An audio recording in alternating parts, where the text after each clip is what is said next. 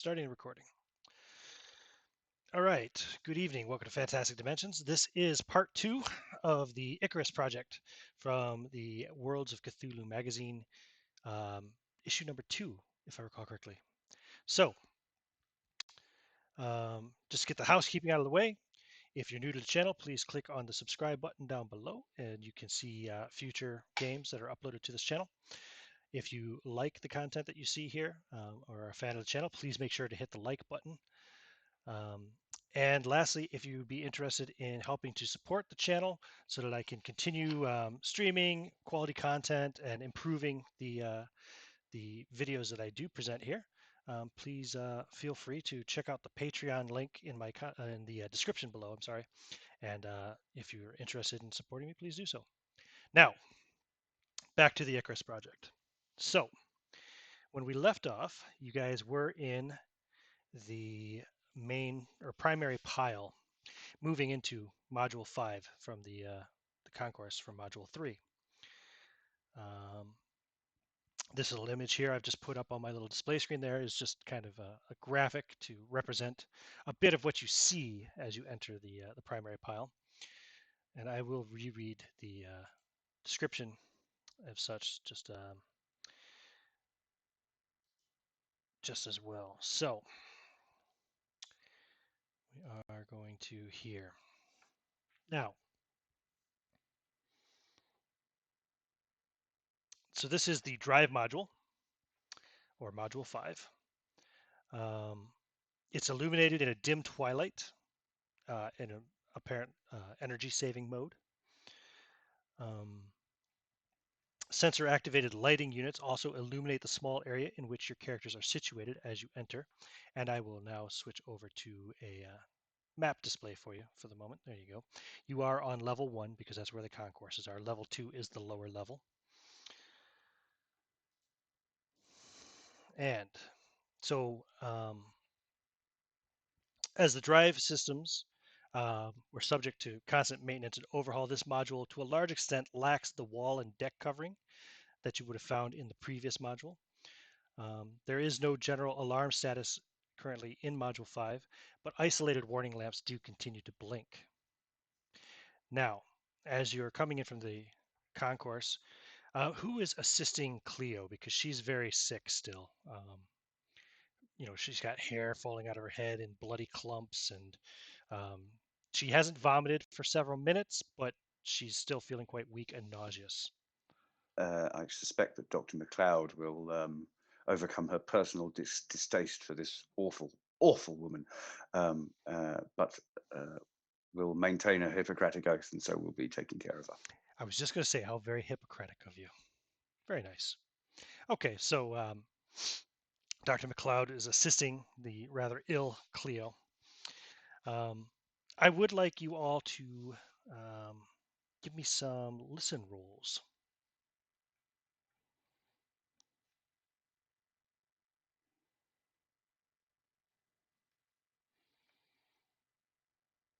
$92, that would be a no. No for Dr. McLeod. I have a 52. What were you asking for? Which type of check? Listen. Oh, listen. I have a 39, which is a normal success. No, 75. I got nothing. Was that 52 a success for you, Johannes? Johan,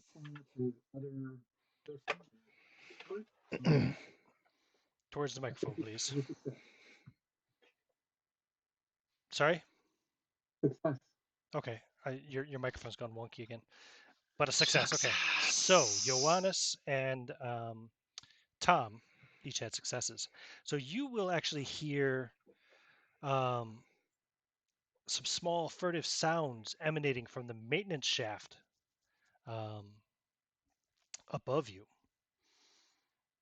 It almost sounds like something kind of moving around in there.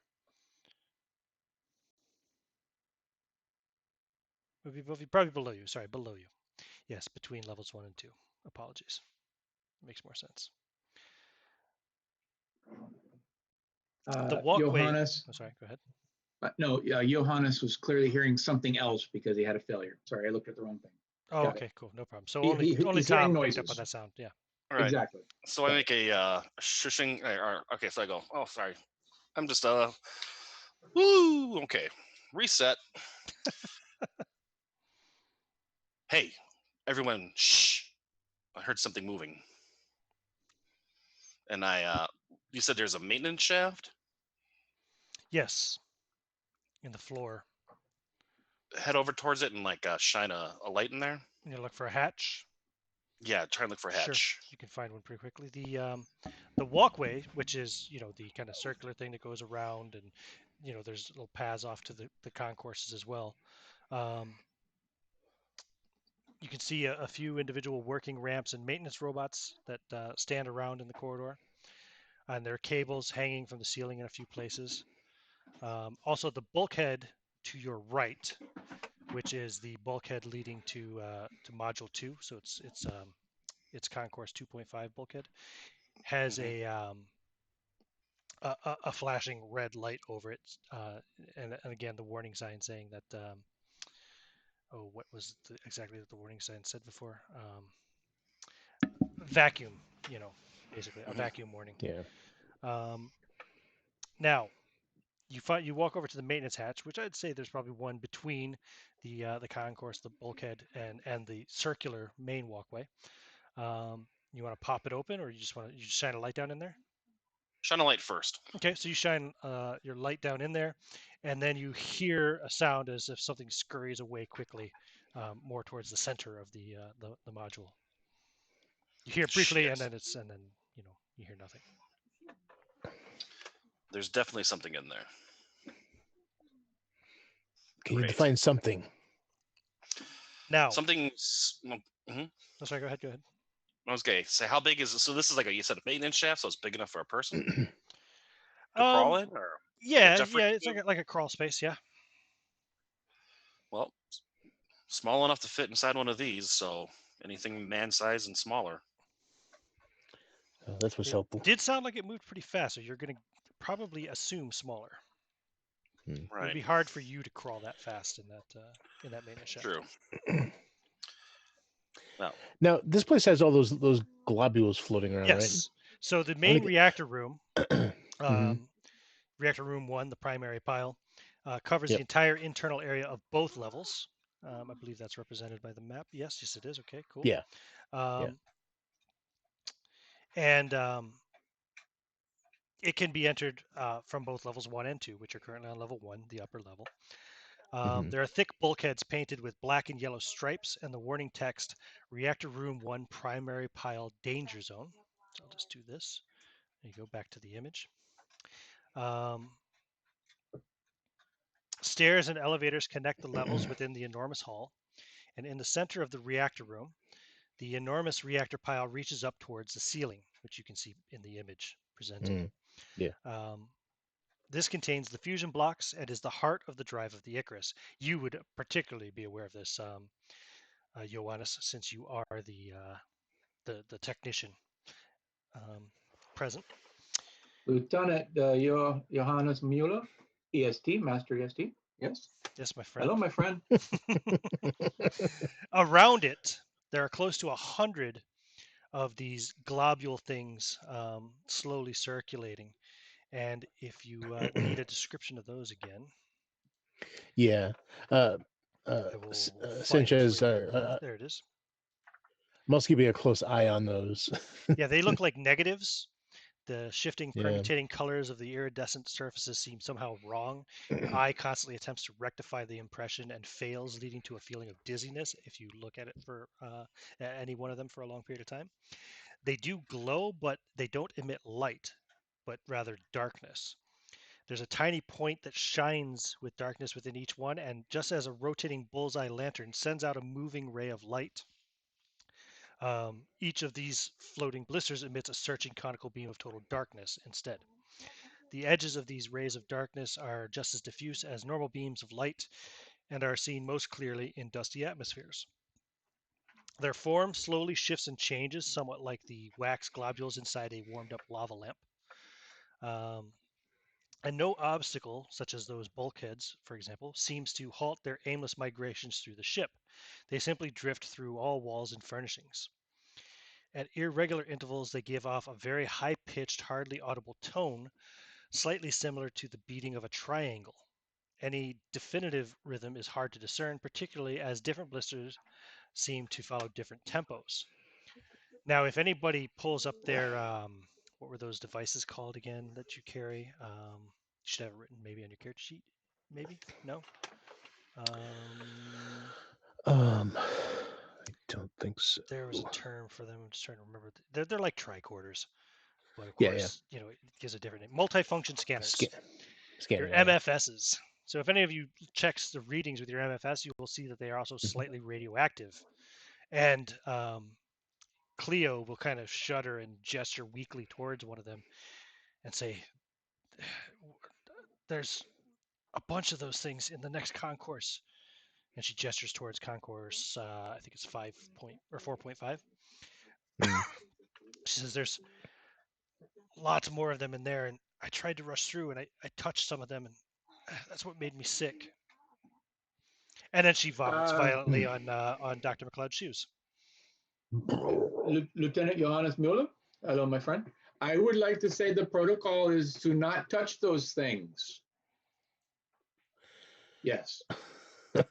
Dr. Sanchez kind of rolls his eyes behind him, like Cleo wipes the bile from her lips and gives him a kind of a frustrated look. Now, there is maintenance equipment and observation monitors spread over the walls of both levels of this module. The deck of the hull has a special character, wide flat bracings which run from the wall of the fusion block like the spokes of a wheel to meet at the hub. These divide the steel deck into 8 segments, each eighth of which is divided by a thin line on which the words vent bulkhead are written on both sides, together with a number between 1 and 8. Now, give me a craft drive systems there, Mr. Technician, Johannes Mueller. Stand by. Mm-hmm. All right. I got a 31. Let me see what my score is.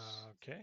I do believe it's a 75. Yeah, I think it's a success. You're the technician. I should hope you have Electronics, more. electrical, 75. Nope, craft, drive systems. The drive craft is a 60. So Yeah, cool. he still got under his Yep. a hard success. You would instantly recognize this as an emergency system, which allows the entire reactor room to be exposed to the vacuum of space by opening the vent bulkheads in the event of a cooling system failure or radiation leak. In this case, the steel bracings would be able to bear the weight of the fusion blocks alone. So in the case of a core meltdown, the fusion blocks can also be blasted free from their mountings separately, and the ship saved from destruction if need be. But you can just vent the area without, of course, ejecting the core, so to speak. Lieutenant Johannes Mueller, hello, my friend. We could vent the area, perhaps draw these cancer-causing things out into space, maybe. I say, is there any indication that they are affected by wind or air? I've been kind of watching them closely. Do they appear to like? I don't know if there's any air vents or anything like that where they pass by. Do they seem affected by it? If not, maybe I'll I don't know. See if I can fan one with something, blow some air at a small one to see if they are affected at all by air movement. If you watch them long enough, you'll see one drift by one of the life support ventilation, ports, for ventilating air, keeping fresh air flowing, and you will see it slightly drift away as it drifts in front of this. Okay, so it does at least appear to be affected by air movement. Okay, so that's then. It would be one of the smaller, like fist-sized ones. Some of the larger ones are like head-sized, but. Sure. But if they're moving through their own their own dimension in space that interacts with ours, then air might not affect them anyway. But yeah, okay. So it seems they are affected by air movement, so that's valid. Is there any place we can get to to be safe while this venting process continues, perhaps the control room. I gesture to the door on the, I guess, that'd be our left. Yeah, it would be actually the door. It's hard to see on that map. Do you all have a copy of these Yeah. maps? Yeah. Okay. Yeah. So the doorway to the control room is actually on the circular part of the walkway. Yep. And let me see here. What can I tell you?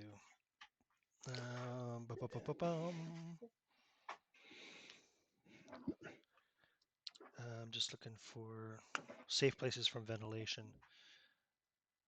I believe the control room, yes, it would make sense. The control I mean, it room would would make be, sense if you have to ventilate from there. It would make sense that you could seal it. Otherwise, it'd be a pretty lame lame system. Of course. Yeah. All Yeah, right. control room. Here you Then go. perhaps we should. So the control room here. Yes, you would say, Johannes, the emergency venting of the reactor room can be activated from the control room as a considerably less physical risk to the characters. However, now, in order to do so, let me see here. So, if the correct program can be found, they can, activate the ventilation. Otherwise, in order to open the vent bulkheads, Johannes, it would be necessary to cause either a radiation leak in the fusion blocks, which you could do with a craft roll drive systems, a failure of which may have catastrophic results, of course, or a safer method, you could simulate one by using the computer, like from the control room. Either of these approaches should enable the bulkhead opening sequence in the drive computer, at which point then all that would be needed to actually open the bulkhead is verbal activation by any officer of the rank of second lieutenant or higher. Generally speaking, there should be a 10-second warning before the vacuum space rips the atmosphere out of the reactor room from that point forward. Lieutenant Mueller, hello, my friend. Yes, we should try first to use the computer. It is the safest route, and then, if not, then I am left with the option of establishing some radiation leakage. So, to the computer room, right. control room it is. All right, and so we'll make sure everyone gets in there.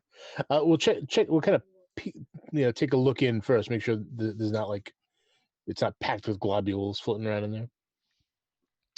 You said it doesn't matter. They pass through bulkheads and so forth, right? That's true. They do indeed. You've seen them passing through the bulkheads. So I don't want to just charge in there. I want to peek first to make sure even there's, through the pile itself, the right. containment pile. So the control room on level 1 is the room from which all the modules, technical mechanisms are supervised, etc. There's several monitors, instrument panels, and terminals found here. Hanging from the middle of the room directly over the terminals, but safely out of the way, is a meter-long faithful scale modeling of a spaceship from a well-known Holovision sci-fi series. There are 2 coffee cups lying broken on the deck. The shelves belonging to the security teams, which usually contain emergency gear, oxygen tanks, first aid equipment, are now empty. Yeah, but you don't see any of the globules in this room. They all seem to be actually staying very close to the primary pile. Okay. Almost as if they're like drawn to it in some way. I let everyone know it seems safe. This way. When we're moving around, I'm going to just keep an eye out for anything hostile. Sure, so you're on alert. Hearing that thing in the vents has already got me ready to, lay out the grenade. Good to know. No problem, Tom. I mean, looking out for the globules. Those things scare the hell out of Sanchez. As a background consideration, is there a secondary core, or is this the one pile? Well, actually, hold on. Yes, actually on the map 2, you will see there is a reactor room 2 and a reactor room 3. What can I tell you about those? Reactor room 2 is the room housing the ship's backup reactor. It also extends through both levels, but is otherwise much more modestly dimensioned. Obviously, it's smaller. If you look on your map, you can see as well. There is an area that is labeled, and you'll see this if you check the display from the control room. There's an area labeled jump generator, which you don't know what the hell that means. I mean, you could probably try to make some kind of Yeah. guess, some kind of experimental We reactor. we've all seen science fiction. We know. Yeah. We Sure, know what that means. we're living it. Yeah, Um, right. yes, true. Hello, my friend. Then there's also reactor room 3, which has another reactor. Um, so yeah, there are 2 backup reactors essentially. Although So my question is the primary pile is the only one driving at the moment? The others are not on? well, if you check at the monitors, I'm going to. and I won't make you roll for this because you are are a technician engineer. So the main reactor is currently running on full energy. Okay. 4% of its output supplies life support. 8% is going to computer. 6% is going into pump output, and 82% into shipboard systems. What is Interesting. meant by shipboard systems, you probably want to have clarified. And when you ask the computer for clarification, you get the authorization insufficient message. Of course. So you're not sure what that 82% is going into, but currently the primary file is providing all that power. Reactor 2, which you can pull up from the main control room monitor, is currently running on just under 53% of its efficiency, with all of this energy also going to shipboard systems. Give me an intelligence roll, Ioannis. 27. Yeah, that's definitely a success. This is very unusual because a backup reactor normally ticks over at less than 5% in order to save energy, but still be capable of achieving full power at a moment's notice. Okay. Is there anything here to see? No. Reactor 3 is running on almost 95% power. Again, Holy very crap. unusual. But the screens report that the energy is not being fed into the ship's network, but instead into 2 gigantic battery blocks. Okay. Again, very Okay. unusual. Well, You that's don't know good. what that would be for. There is, of course, also the normal STL drive, which is slower than light. The slower than light engine drive. Is there any information about it here? It's intact. The shipboard computer has taken complete control over it, and you cannot access any further information other than the fact that it is operating and the shipboard computer is controlling it. If you try to access or override to get control, your authorization is insufficient. All right. So my options for 4 people to discuss things with are a grumpy doctor, a sick pilot, and what are the other 2? A giant security guy, right? Well, he's not Oh, I'm not giant, but giant. he's extremely well built. All right, a super muscular security guy, and the other dude. Science officer, right, Rigo? Yeah. Well, yeah, basically. We're all same rank. You are all lieutenants. Lieutenants, yep. Lieutenant. All right. I really don't have anybody to talk to about this. So, well, About they're drawn engine to the systems, drive energy- systems? No, you don't. if they're No. drawn, as we're making our way to the control room, Well, you're in the control room. while we're in the control room, before I do this, if these entities are drawn to the activities of the reactor. Now, can I pull up the monitors and look at the other reactors? Oh Do they yeah, also sure. have- Why not? Do they have globules floating around them? No, the globules are mostly floating around the primary pile. I Curious. say, Give me when a you, Because what would this be? if it was 100% reactor, well, the R reactor is smaller. Yeah, give me an intelligence Carry on. roll. What do you? An intelligence roll? Yeah. Oh, yikes. I might have failed that one. That's a 69. I have a 70. I just made it. 69. I just made Okay. it. It's quite likely, you think, because they were emitting weak radiation, it's quite possible they're drawn to the radiation of the primary pile, because it obviously is much That's larger than the backups. exactly. That's what I was thinking. If we can't, if they don't vacate by the vacuum drawing up, which I suspect will not work anyway because they can pass through walls, they just come back in. Well, we could shut down the main reactor as well. And if we do that, You can the lose other life reactors support. will go to the secondary reactor will kick on to full. And Exactly. if that's the case, no, I don't believe that's going to draw them in, because the third reactor, even though smaller, is operating almost 100%. So if that was the case, it was just fringe radiation. Some of them would make their way over there. So it might be something to do with the main reactor. Yeah, I think if this doesn't work, then we Exactly. shut the we do a reboot of the main reactor. Are we currently underway? What do you mean underway? Is the ship moving? Oh, wait. Wasn't there another person? Did we lose somebody? There was a another scientist that you have not seen since Module 3.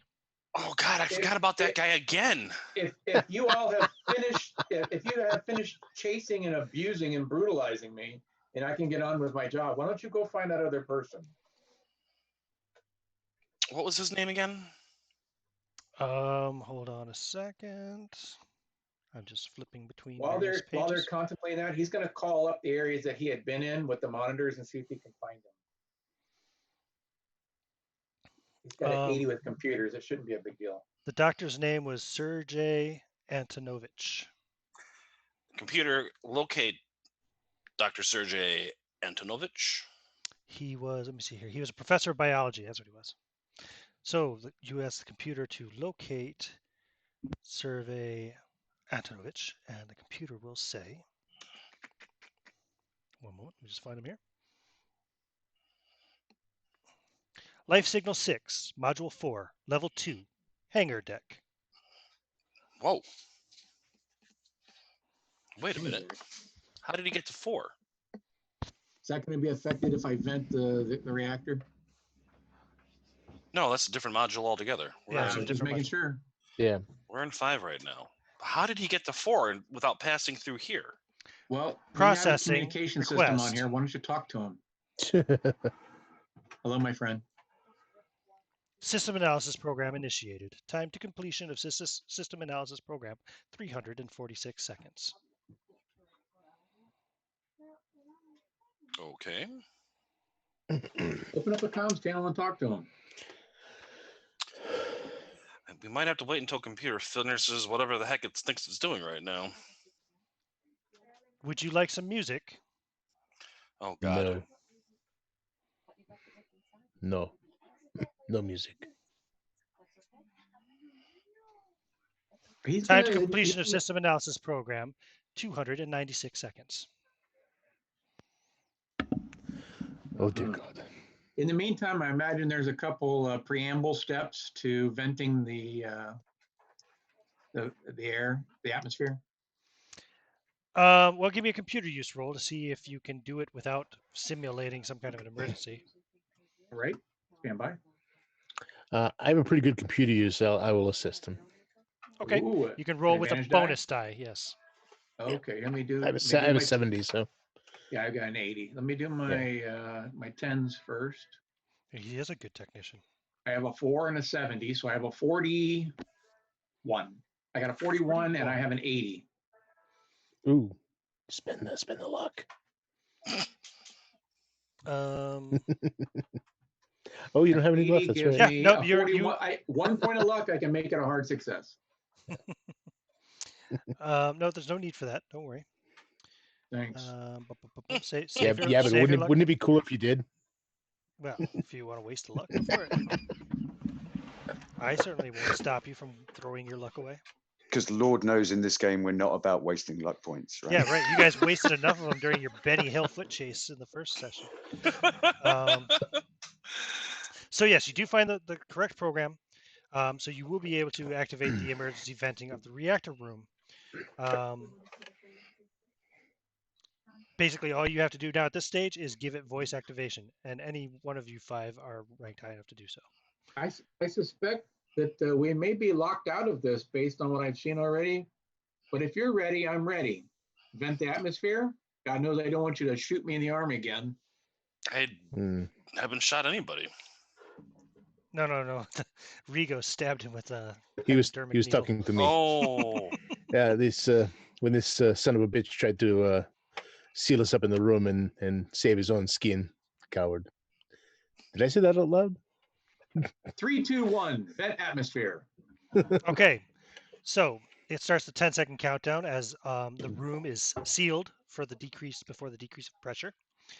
I'm gonna be. Sanchez is gonna be standing by the door. That the one door that leads into this place, by the panel. I want to make sure that I can. I also want to grab hold of something in case this door fails or Okay. opens for some unknown reason, and I want to be ready to try and close it again if something should go wrong. Basically. Very good. 10, 9, 8, 7, 6, 5, 4, 3, 2, 1. Opening emergency venting bulkheads. And there's a kind of a klaxon-like sound and yellow lights flashing all around the control room as the bulkheads open. Exactly. And then all of the floating globules are sucked right out into the vacuum of space, as is all of the atmosphere from Module 5, except for, of course, in the contained rooms. Reseal and revent. And there, repressurize. Repressurizing. Atmosphere repressurization complete in 1 minute. And it starts Now a it gets countdown. exciting, my friend? Hello? And it counts down from 60. All right. Until Yeah, 5, so, 4, That's 3, 60 seconds. So he 2, can make eyes at the doctor. 1. Aye. Normal atmosphere restored in all areas. And the yellow lights stop flashing. And the emergency locks come off of the door to the control room, giving you access again. Before he opens the door, he's going to check the atmospheric indicators to make sure that the atmosphere is indeed green lighted. It is right back to where it was before you vented the room. And before we go, let me check the ratings again. He's going to check the reactor to see if it has all of the same numbers for it does reactor indeed. main 2 and 3. Reactor 1 running at 100%, Reactor 2 running at 53%, and Reactor 3 running at 95%. Got it. All right. Does the medical pack that I'm lugging around with me, does it contain kind of radiation warning kind of stickers or badges you can put on your clothes? You know, the kind that blacken in the presence of radiation. I would imagine we have them on them already, right? Yeah, that's probably a good thing. Yeah, sure, why not? So I'll distribute one to everybody. Okay. Yeah. Okay. So that means it would blacken. It would blacken when you're in the presence of radiation. Black, right? So in the case of Cleo, since she is currently suffering from radiation poisoning, would that blacken? No. Okay. No, it would be around. Only if she was okay. currently being exposed to radiation. Yeah. Unless it was some kind of super tech one that like plugs into her skin or something. She dry heaves a little bit, but yeah.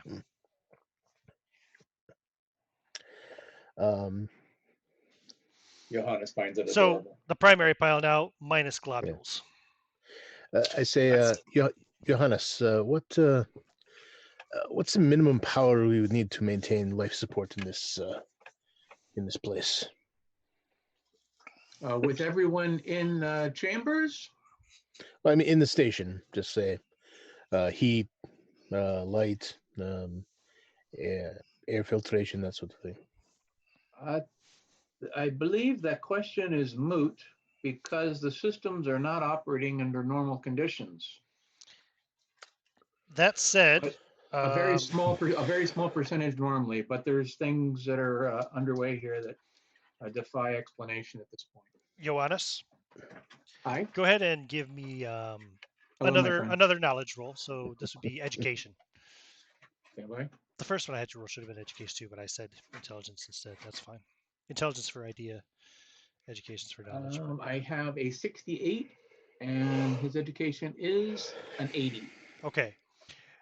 Currently, with 4% of the primary pile's energy going to life support, there is enough life support being generated ship-wide to support about 10 humans. Currently, the percentage is 4, and we have enough for ourselves. But again, I don't know where you're going with the comment, but I was wondering large if amount it's of the power being diverted to some other system that is not identified. well. My point is, would it be worth it to shut down the main pile, prevent any more of these globules from coming back? Currently, the main pile is the of course, only yes, pile. I could divert 4% to the other reactors. Yes. Well, the second reactor, the third reactor is operating on a backup system. Yes, we could if need be. But I suspect the problem would be is that between the two reactors, 135% of the 200% is being applied to the ambiguous shipboard systems. A green light on the control panel begins to flash. It's a communication beacon. Somebody is hailing the control room. Oh, I'll go over and answer it. Dr. Sanchez here. When will you who's finally this? come to kill me? I'm sorry. Who is this? Kill me, please. Does the voice sound familiar? I don't know. You didn't hear this voice in the last session. Somebody did. I don't Yeah, remember. we did. Here's my immediate thought. Johannes It doesn't thinking sound to familiar. himself. Okay. Are these cryopods detachable, or you can move it to one section to another, like if you had for maintenance and so forth? Not while functioning. No. You can do so while disabled. Yes. I suspect this is the young lady that was infested by that horrific condition. I'm not a lady. May I suggest? I'm in the wall. What? I'm in the wall. Not a lady. What Paper, wall? scissors, where are you? Pen, paper, scissors, pen. Oh, kill me, please. What? I'm in. Where are you? Which wall? I'm in the Panorama Lounge. When will you come? Please. So long. There it is again. Like a planet around the sun.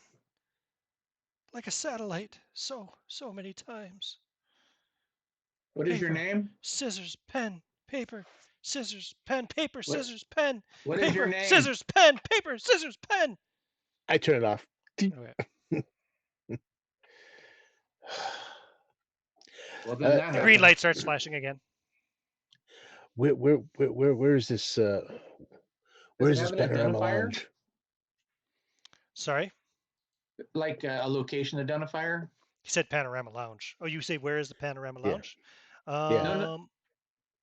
Well, that's what I asked, but yeah. Sorry. No, it's a good question that the ship's computer will answer as soon as I look up the exact location of the Panorama Lounge. Panorama Lounge is where?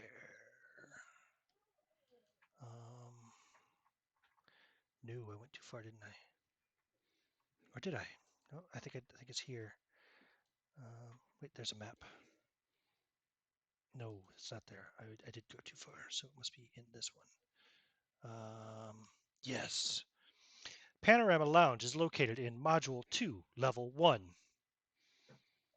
Back the way we came. Wrong. No. You came from Module 3. Oh, that's right. Oh, we couldn't get to 2. Yes, here. Again, yeah. Let me show you. 2 is the one in the middle. Mm-hmm. So we have to go on to 4, and then we can get to 2 based on. Didn't we have to go? But didn't we have to go through 2 to get to 5? No. We had to go. We went from 3 to 5. So we have to go. Okay, so we have to go to 3 to 5 to 2 to 4 to 2 to 1. Or 4 to 2. Okay. 4 to 2 to 1. Okay, so well, there's nothing we can do at the moment then. If this person is stuck in that lounge, we have to get there first. Yeah. And I suggest we get a move on before those things come back. Yes, that's.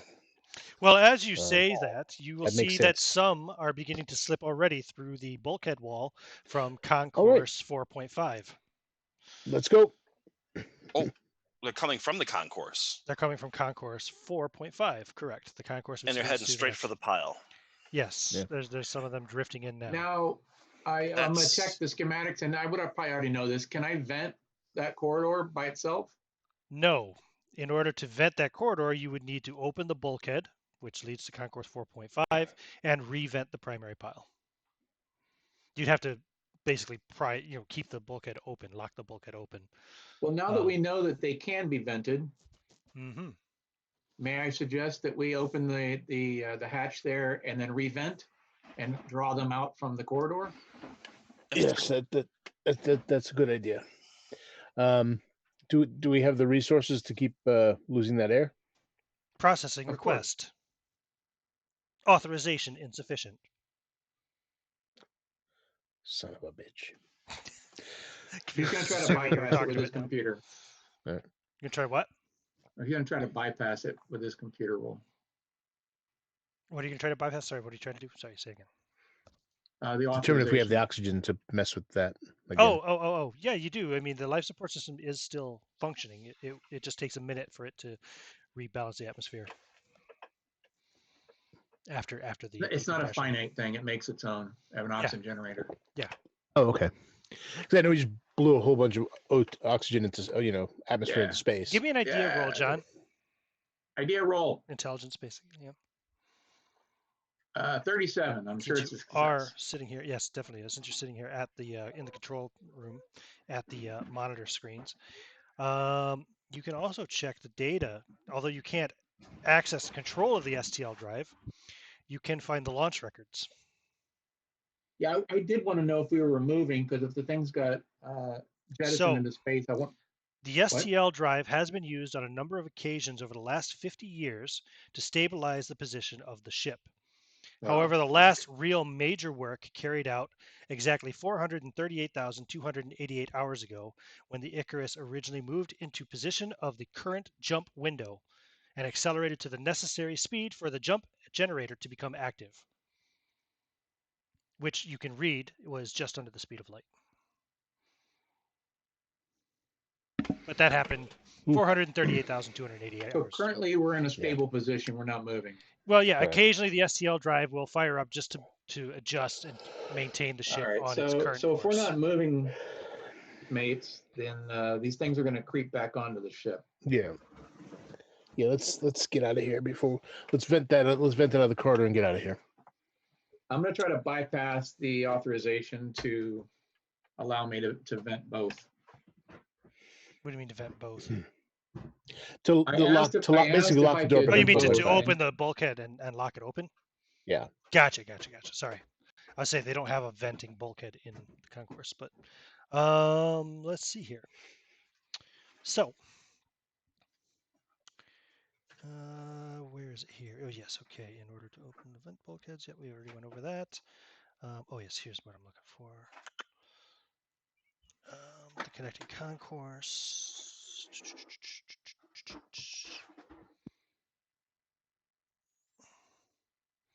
So it must be opened and blocked. Okay, give me your computer roll to see if you can open it and lock it open. Stand by. 55, which is under my computer. I believe it was an 80. Okay. Computer 80. Now you're trying to override a safety protocol in the ship's computer. Do you want to spend enough luck to make that an extreme success? No, but I do have assistance from the other computer guy. Could I have? Yeah, I can. If he's having trouble, I can go. I'll go over and help him. Roll one more D10, see what you get. Stand by. Let me get this D10 going. So you had an 85? Was it? No, you didn't roll an 85. What did you roll? It's a 5. It's a 50. So no, it's still not low enough. So what's your current roll at? 50 what?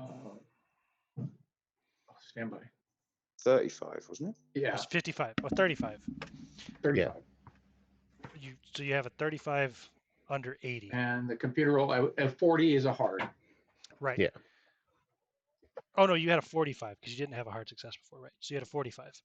Do you want to spend? That's what I'm saying. I didn't. No, I don't. To make But it I do have. then no, it will not let you override that safety protocol. You cannot vent the primary pile while the door is open to the primary concourse. As part of the protocol, it will automatically close and seal all the bulkheads that it can. Can it be Can it be physically blocked open? Yeah, sure, you can certainly try. Like go over? For example, there are steel girders welded to the bulk that you could weld to the bulkheads. I There mean, even is just going suitable over and like material physically. in the reactor rooms and also in the equipment store, which is back in the previous area. But Well, there's I don't definitely mean there's definitely blocking. maintenance equipment around. So Yeah, I didn't mean blocking the door. I mean just like going over and physically like opening it and then pulling the plug on it so it can't close again. So there's no oh power. right, like so jerry rigging or messing with Yeah, the yeah, computer yeah. basically to shut down. That would Right. be extremely complex. Could it be done? Can we not just put a couple of screwdrivers and jam the door open? Yeah, like I said, probably the easiest way Yeah. would be to jam it open with steel girders welded All right. to the Let's do bulkheads. that then. Yeah. You could probably do it the All computer right. way, but it's going to take a lot of time, a lot of work, and it's going to be extremely dangerous too. As long as it's not going to damage the door, because we don't want to we want to be able to seal the door up if necessary. Right. Well, you'll just have to take off the welded girders then afterwards. Yeah. Okay. Right. So you want to spend some time so doing that? It will probably take. Yeah. I mean, Do let's see. we Who all could work on it here? do we need to do all this? Can't we just wait for them to come out of the corridor and then make our way through after they've cleared the area? Well, more could be coming in though. Well, I don't think wedging the door open is gonna stop Well, them no, from coming in. no, no, but there's still a lot in that corridor, right? Because that's where Chloe got irradiated, correct? Right, but maybe they were out there because there was no more room for them in here. But now that we've cleared out this room and they're starting to come in, what if they clear out that corridor enough? I mean, we could watch and see take a quick wait a minute to see if that corridor starts to clear. Well, I'm not the technician here. I just punch things. So I don't know. I'll leave it up to you guys. Oh, all right. Well, I'm not a mechanic, so I can't ship them. I can do computer stuff, but the mechanic stuff not so much. Mechanic, Lieutenant Johannes Mueller. I don't have Hello, my mechanical friend. repair. I just have electronic repair. All right. It's up to you, Johannes. Why don't you go jam that door open so we can vent this thing and get the hell out of here. Aye, aye. Mechanic roll it is. Ooh, an 18, which would have been nice before to solve all of our issues. Okay. And I'm sure that's a success. Let me look. I think it's a 75. Yeah, this is for securing the bulkhead door. Bracing the door open. Yeah, with physically. Yeah, it'll take. Let's see who else working on here. We got Ioannis, we got Tom, Rigo. Mm-hmm. I'll be out I there. imagine the doctor's probably still looking after Cleo. She is. Yeah, fine. So the three of you, it'd take about an hour.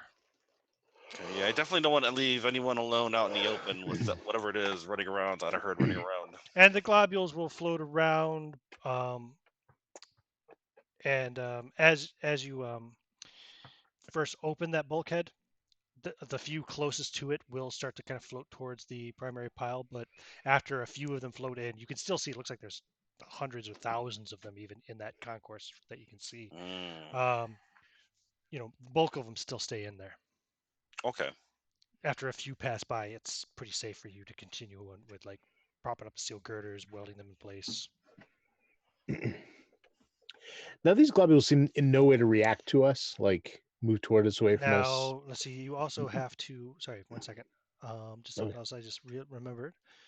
Where's my full display? Here we go. Let's get that big one out of the way. So you will also have to do the same thing. So if you look there, 4.5, where the bulkhead is that leads to concourse 4.5, that one you're welding open. And then also you'll need to open the door leading to the primary pile from the walkway, the closest one, which is just kind of counterclockwise, just a little bit around from the hallway to the concourse. I see it. Yeah. Yeah. And that way, once you vent the primary pile, for the maximum, maximum decompression. Right. Okay. I understand. Okay. Tom doesn't understand probably. Yeah. But So, like I said, the whole thing takes about an hour, and you're able to Yeah. do so pretty well with with Ioannis's excellent roll that he made there. Mhm.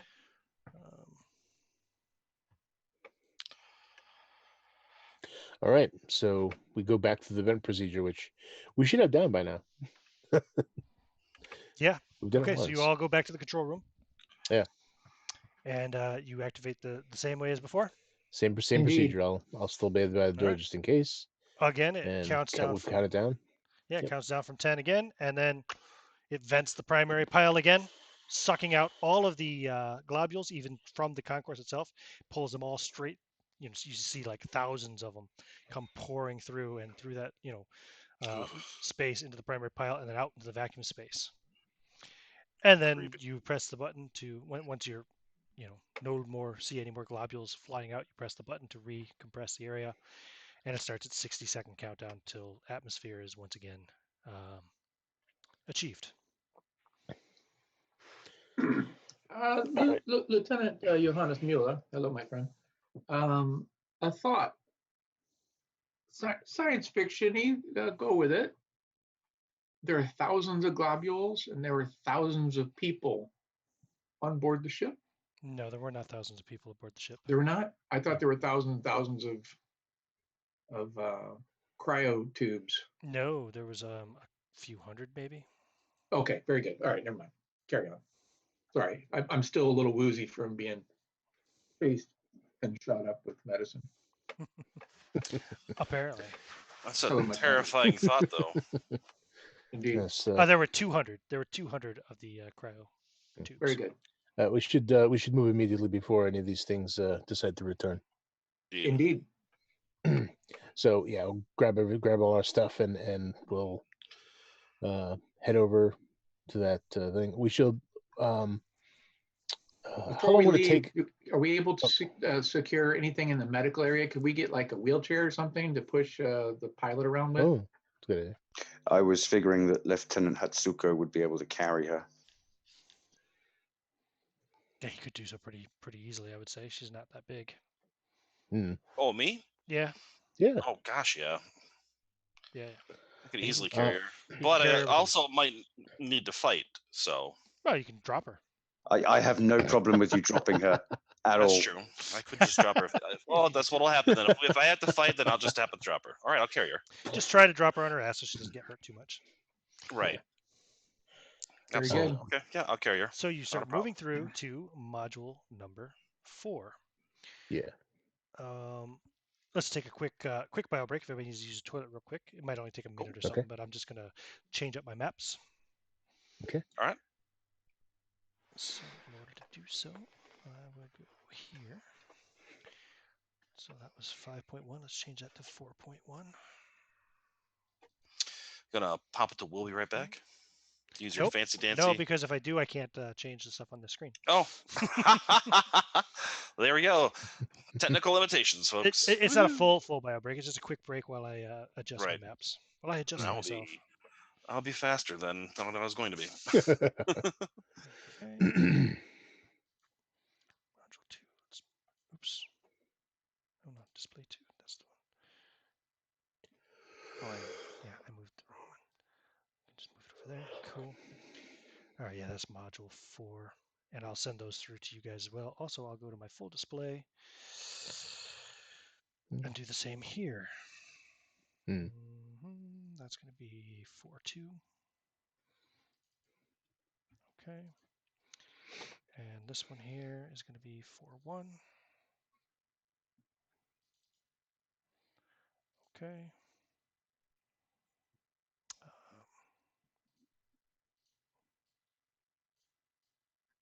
Oh, come on. I keep doing the wrong one. Yeah. Sure. And this one. Yeah, that's sufficient. Move it over a little more. There we go. Lock those back into place. Go back to my main screen. Lock these into place. Okay. Cool. Now I'll go to my break screen until everybody's back. Excellent. And while I'm there, I will send these through to the private chat. Still learning how to do all this using OBS. This is only my third stream using OBS, so, and I'm trying new stuff with the displays. So this seems to be working pretty well so far, I think. Yeah, no, it's pretty smooth. Here comes the maps to modules 4.1 and 4.2.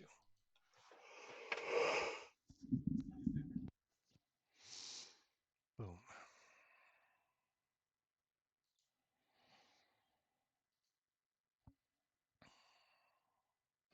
Lieutenant Johannes Mueller is back. Hello, my friend. Okay. Mueller's there. Rico's here. Cleo's here because I'm DMPCing her until Josh arrives, if he arrives. So we're just waiting on the 2 from House Nakamura. I'm good to go. No, we're waiting on 1, the security officer.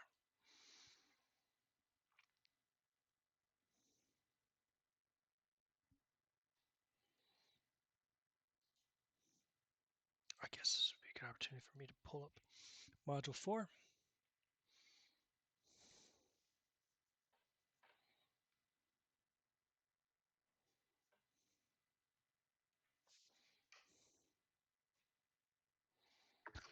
Very clever having a an intermission screen, by the way. Well, that's Jacob Norman taught me that from Mini Terrain Domain. Same tutorial series I watched to learn how to make these overlays and stuff. It's a cool idea for sure. Mm-hmm.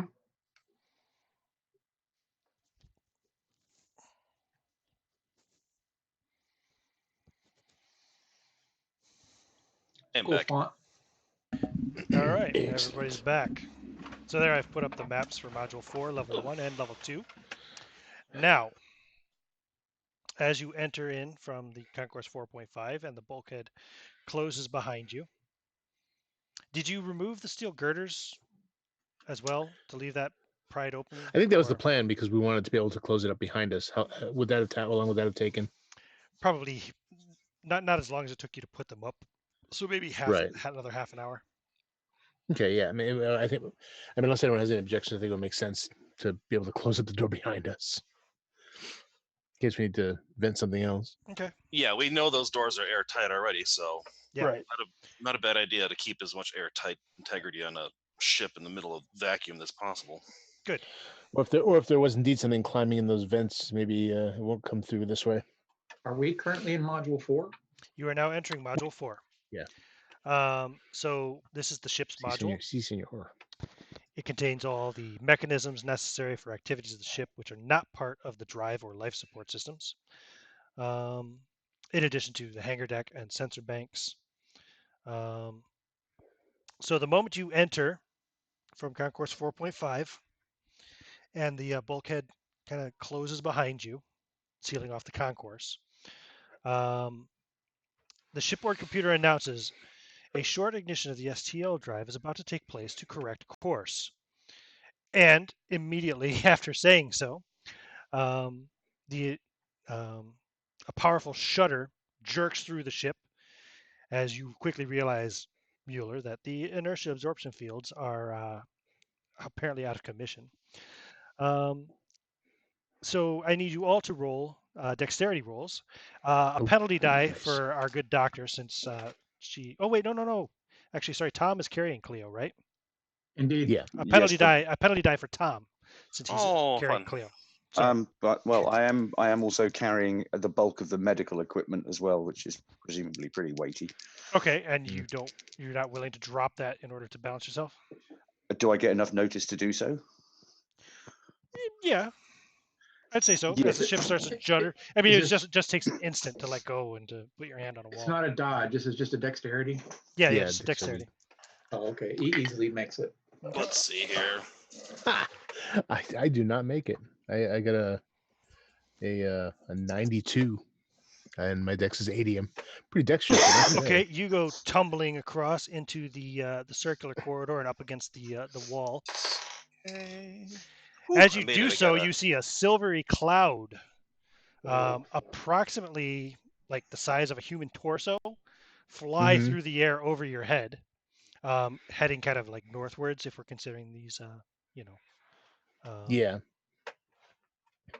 you know. Who else failed? Anybody? No, I made it. You made it. Okay. Yep. Um, Rigo, you Mechanical take 1 question point of for you. damage from the Okay. bruising and battering. Yes, Sure. John. Okay. Answer. Let's say that under normal conditions, under normal ships, which obviously this isn't, would this be one of the situations where if you were in a shuttle outside the ship and very close to the ship, and it did an STL drive jump, that you'd be carried along with it because it's a fringe effect, or no? A fringe effect. Like, does it have Meaning, would it be brought along? Like, is it a would field it envelop that us and take forms? it with Yeah, it, or like a warp field or something, you know? Oh, probably not. you see? Probably not.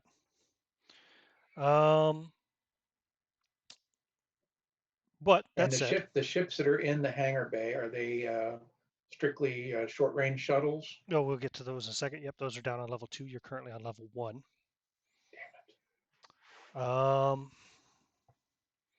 So yes, okay. So the SCL kicked in, tossed Dr. Rigo down the hallway. He took a point of damage. Also, your medical equipment goes flying down and crashes into the wall right next to him as you let go of it, Dr. McLeod.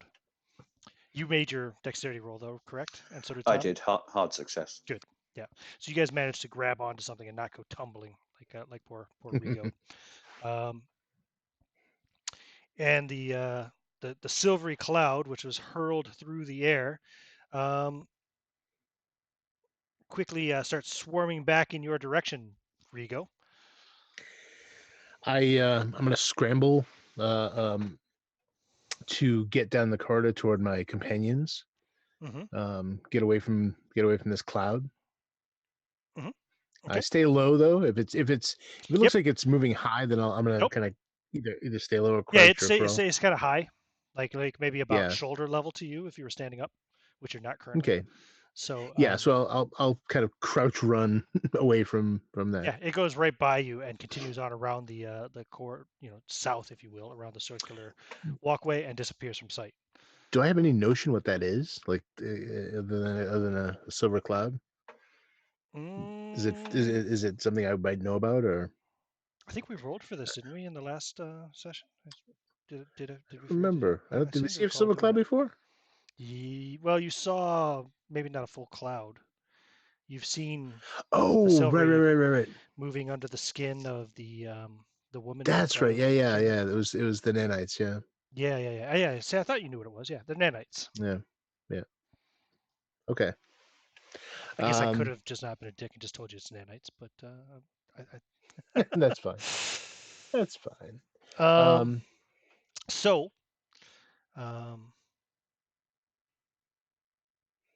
yeah. Is there anything else to read off this? No, that's but it for the moment. So,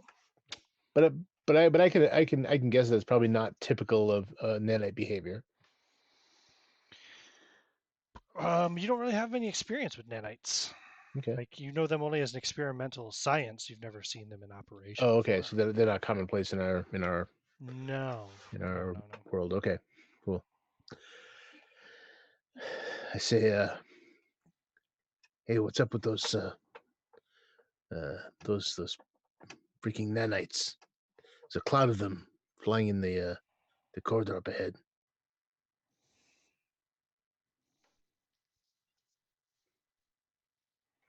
Nanites, you Anyone? Anyone? Yeah. Those Did those freaking nanite things. There's a cloud of them in the corridors moving. Well, as they were in the chamber, one assumes with the crewman that was all disgusting. I would say it's bad to touch them, just as protocol. Hello, my friend. Yeah.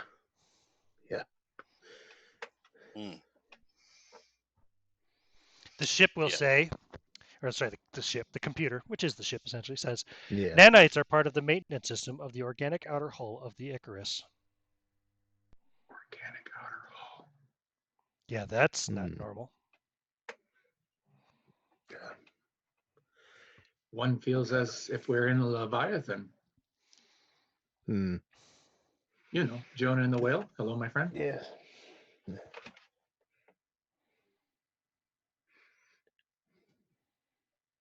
Well, I suggest we avoid contact with them at all possible.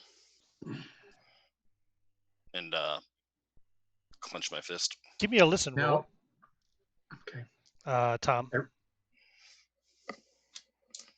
Tom.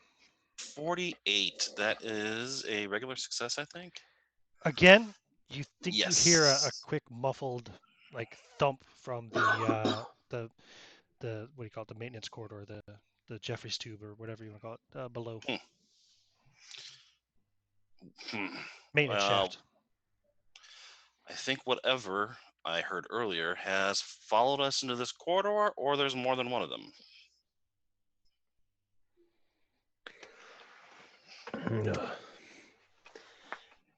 Let's Keep your eyes open. Did Let it me look know. the same as the ones that were emitting the black light? No, this is the thing that scurried around like some kind of critter. You didn't see anything, yeah. you just heard something. See nothing. If you see anything, let me know right away. We don't want to be caught unawares. Indeed. So we know that the sort of shuttle bay is below, right? Yeah, you can pull up any of the monitors right on the wall here. You can pull up a kind of a schematic display of the module, which will show you what all these Yeah. rooms are. I'll That's pull the that up way and I'm say, going to justify showing you the map. You've got yeah, that's fine. a breeding station, a nanobot production room. You've got a nanite control center. You have hygiene cells, which are like showers. You know that there's the docking bay below. And there's the ambiguously named sealed area. Yeah. It's like, yeah. Am I, Lieutenant Johannes Miller, the only Authorization one? insufficient. Yeah. The only one who realizes this is not the mission we signed up for? Hello, my friend. We can't know that for sure.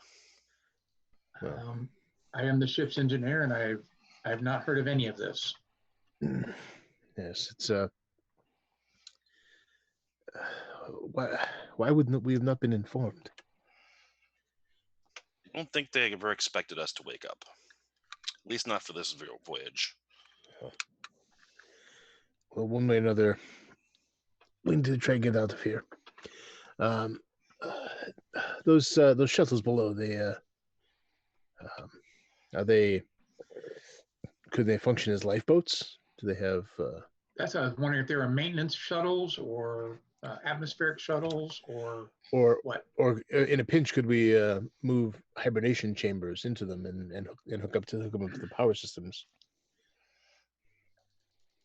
It said it had an organic skin on the ship. So, Lieutenant Johannes Mueller, hello, my friend. I don't know. Let's go check. While we move along, I'm going to keep an eye out for any like maintenance hatch accesses or whatever, just in case something comes flying out of one. Okay. Sure. You can keep an eye out. You're on full alert. I understand. Right. I'm gonna go over to the door that has the secure area. The sealed area? Okay. Yeah, the sealed area. Yep, there's a red flashing light on there. It says sealed. Authorized access only.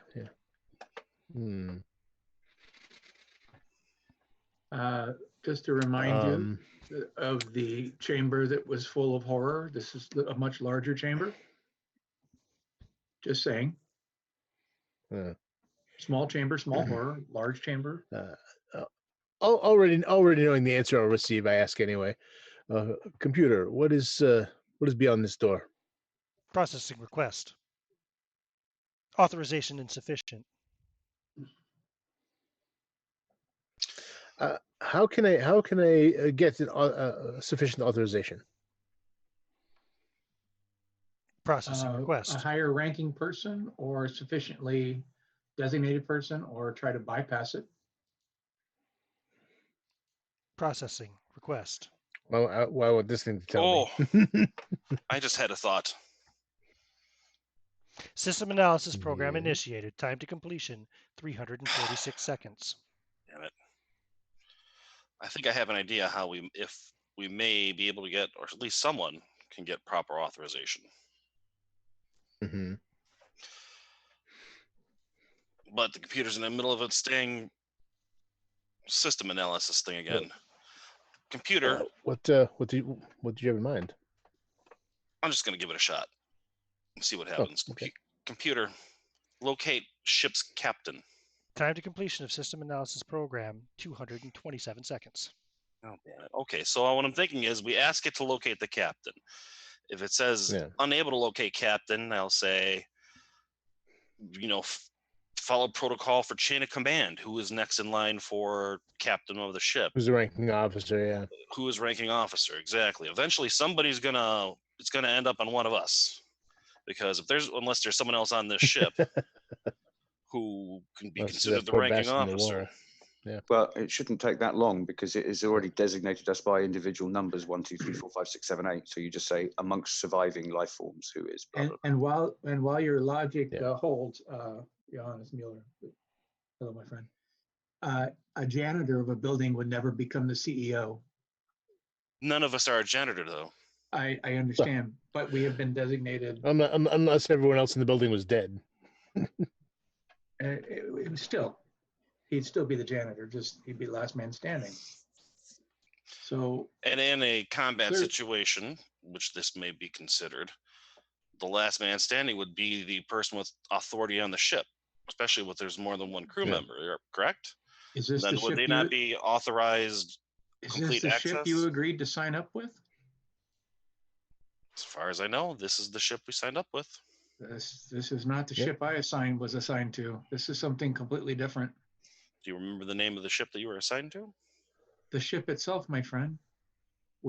It's like we entered one ship and it actually woke up on a different ship, regardless of the name. Still has the name of the one that I signed up on. Clearly you are security and I am a technician for reasons. Okay.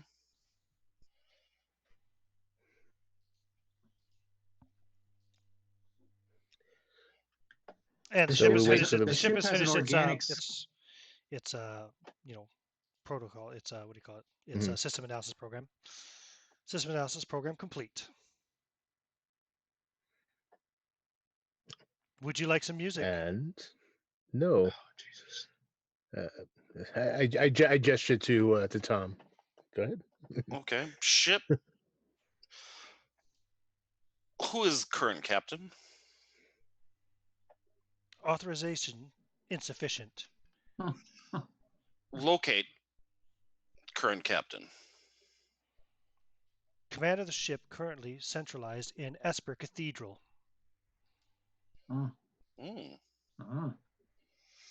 So there is a captain. Of sorts. Esper Cathedral location module 1, level 0. Can you patch through a communications to the captain? Authorization. God, why can I not ever say that word? Authorization insufficient. Well, that's bullshit. Incoming message. And it comes over the loudspeakers. You hear, "Hello? Where are you? Damn it. You said you'd come and kill me."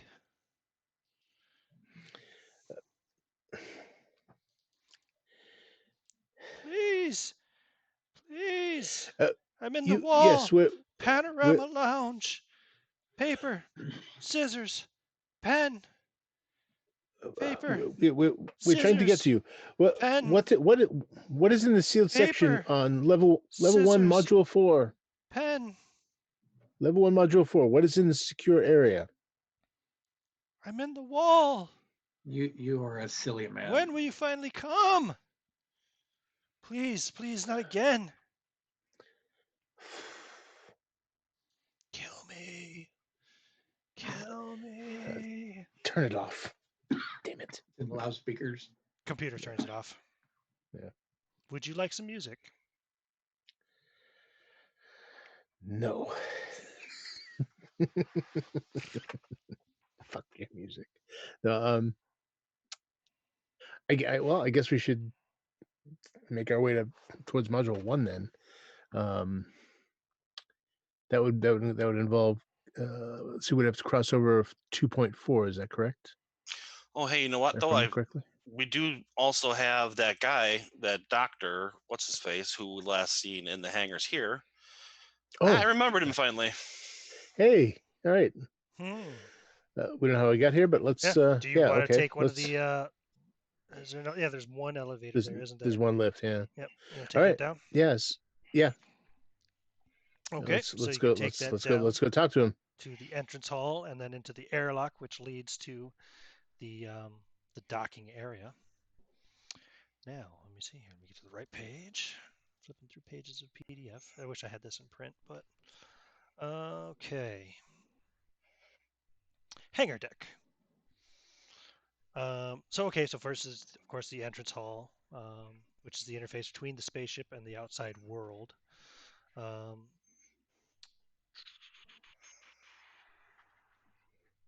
Enter the hangar deck. So the large hall on level 2 with docking stations for 7 shuttles, each of which is capable of carrying up to 10 crew members. Only 3 of these stations are currently occupied. There is a confusion of technology dominating the scene, which looks more like a huge repair shop than a landing area for small spaceships. The interior walls bear the message, "Warning, variable gravity zone," while the external wall is made up of one enormous bulkhead. Directly in front of this, force field cells can be made out set into the deck, which prevent a disastrous pressure venting in the hangar when the bulkhead is opened. The hangar is crammed full with shuttles, work platforms, tanking devices, and various maintenance robots, making it impossible to survey the entirety of the area at once. You will need to do some exploring around. However, give me listen rolls, everyone who is here, Right. Oh everyone crap. present. Yeah. Oh, I made it this time, I think. Normal success. 97. Anybody who makes it can Hard success. can pick up snatches of an incomprehensible sing-song somewhere in the area. Ooh, yeah. I'll try and I get a hard success. I'm going to try and narrow down where it's coming from. So I kind of like, kind of cup my ears, kind of turn in a circle, see if I can. Sure. You'll see the terminal by one of the empty docking stations flashing. Okay. Shuttle I'll go 8 over that. requests landing permission, initiating docking maneuver, it says. Is there a comm panel there? Yeah. Yeah, I'll go on and say, this is Icarus to Shuttle 8. Identify yourself. There is no reply. Give me a computer roll. Oh, yeah. Ooh, that's my specialty. Anyone or just No, him, because he's at the terminal. He's currently. got it. Yeah. fiddling with it. Let's see.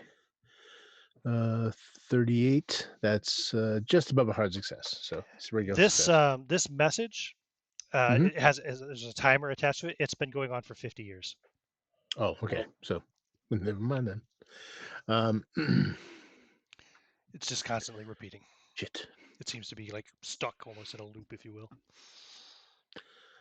It's essentially a docking request, which was never quite fulfilled. Right. No, we don't see this doctor we're looking for, do we? Give me spot hidden rolls. Anybody who's Yeah. searching for him actively. Looking around. Following the sing-song sound. That's a regular success. You do find him. Oh. Dr. Sergei Antonovich, still dressed in his silver gray thermal suit from the cryopod, sits hunched against the wall, staring straight ahead, just doing this little song. His aspect is horrifying. In fact, I believe I have an image for you. Let's see here. Yeah, we can get rid of display one. Browse. Do I have the image? Oh, I don't have this image. I'm sorry. Yeah, this was one that was freaking damaged in the PDF transfer. Never mind. Okay. Well, what I'll tell you anyway. His clothing hangs in tatters, the skin beneath scattered with burns and blisters. His face little more than a knot of burned flesh. He looks similar to Cleo, but much worse. And you'll be picking up radiation signals off of him if you use your MFS. Yeah. Yeah. Yeah, he has a high radiation level coming from him.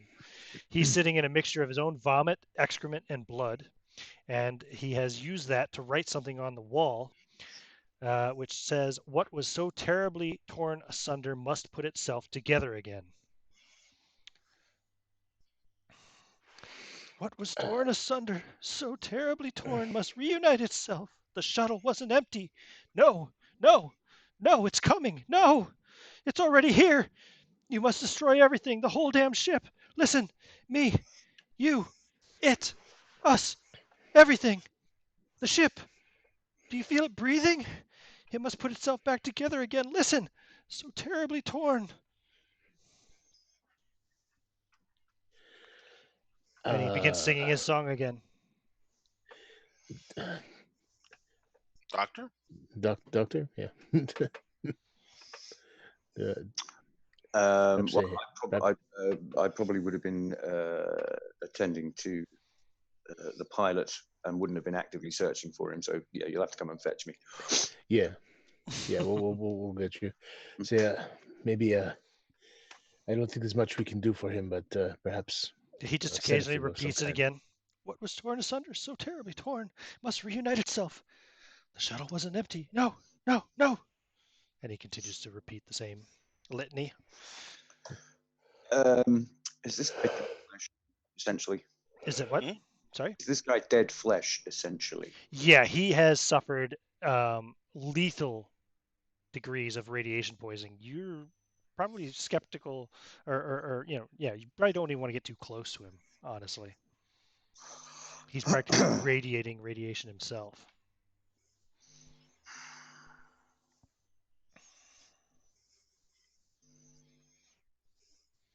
Without telling anybody else what I'm doing, I'm going to administer a fatal dose of some sort of morphia or something. So you go up and stick him. Mm-hmm. Okay, and give me a brawl roll, because he is going to try to flee as you attempt to stick him with it. He's going to try to get away. I'll just roll his dodge to see if he dodges away from you. Wow. Okay. He. I have a failure. So do I. Okay. So he wins. So you go to stick him with the syringe, and he tries to dodge away from you. He trips over some debris and kind of tumbles over, but you don't get him with the needle as a result. And then he scampers to his feet and scrambles back away from you and starts screaming. And he picks up a piece of detritus, some part of a busted piece of a shuttle or something, and starts swinging it violently in front of him, trying to ward you away from him. Lieutenant Hatsuko, would you restrain him? As soon as he started swinging things, I got in front of him. Okay. Yeah. Give me a brawl roll. I assume you're just going to try to wrestle this thing away from him, or what do you want to do? I have my lead pipe. He starts swinging that thing around. I'll knock it right out of his hands. Okay. Just knock him out. Like hard. Combat maneuver. Go ahead. I've got a failure. Roll brawl. Yep. Yeah, your brawling fight. I got a 42, which is a hard success. Yeah, you smack it right out of his hand, and it crashes against the wall, and he gasps. He starts screaming. And then I will step forward and put a boot in his chest. Okay. You just try to minimize contact with him.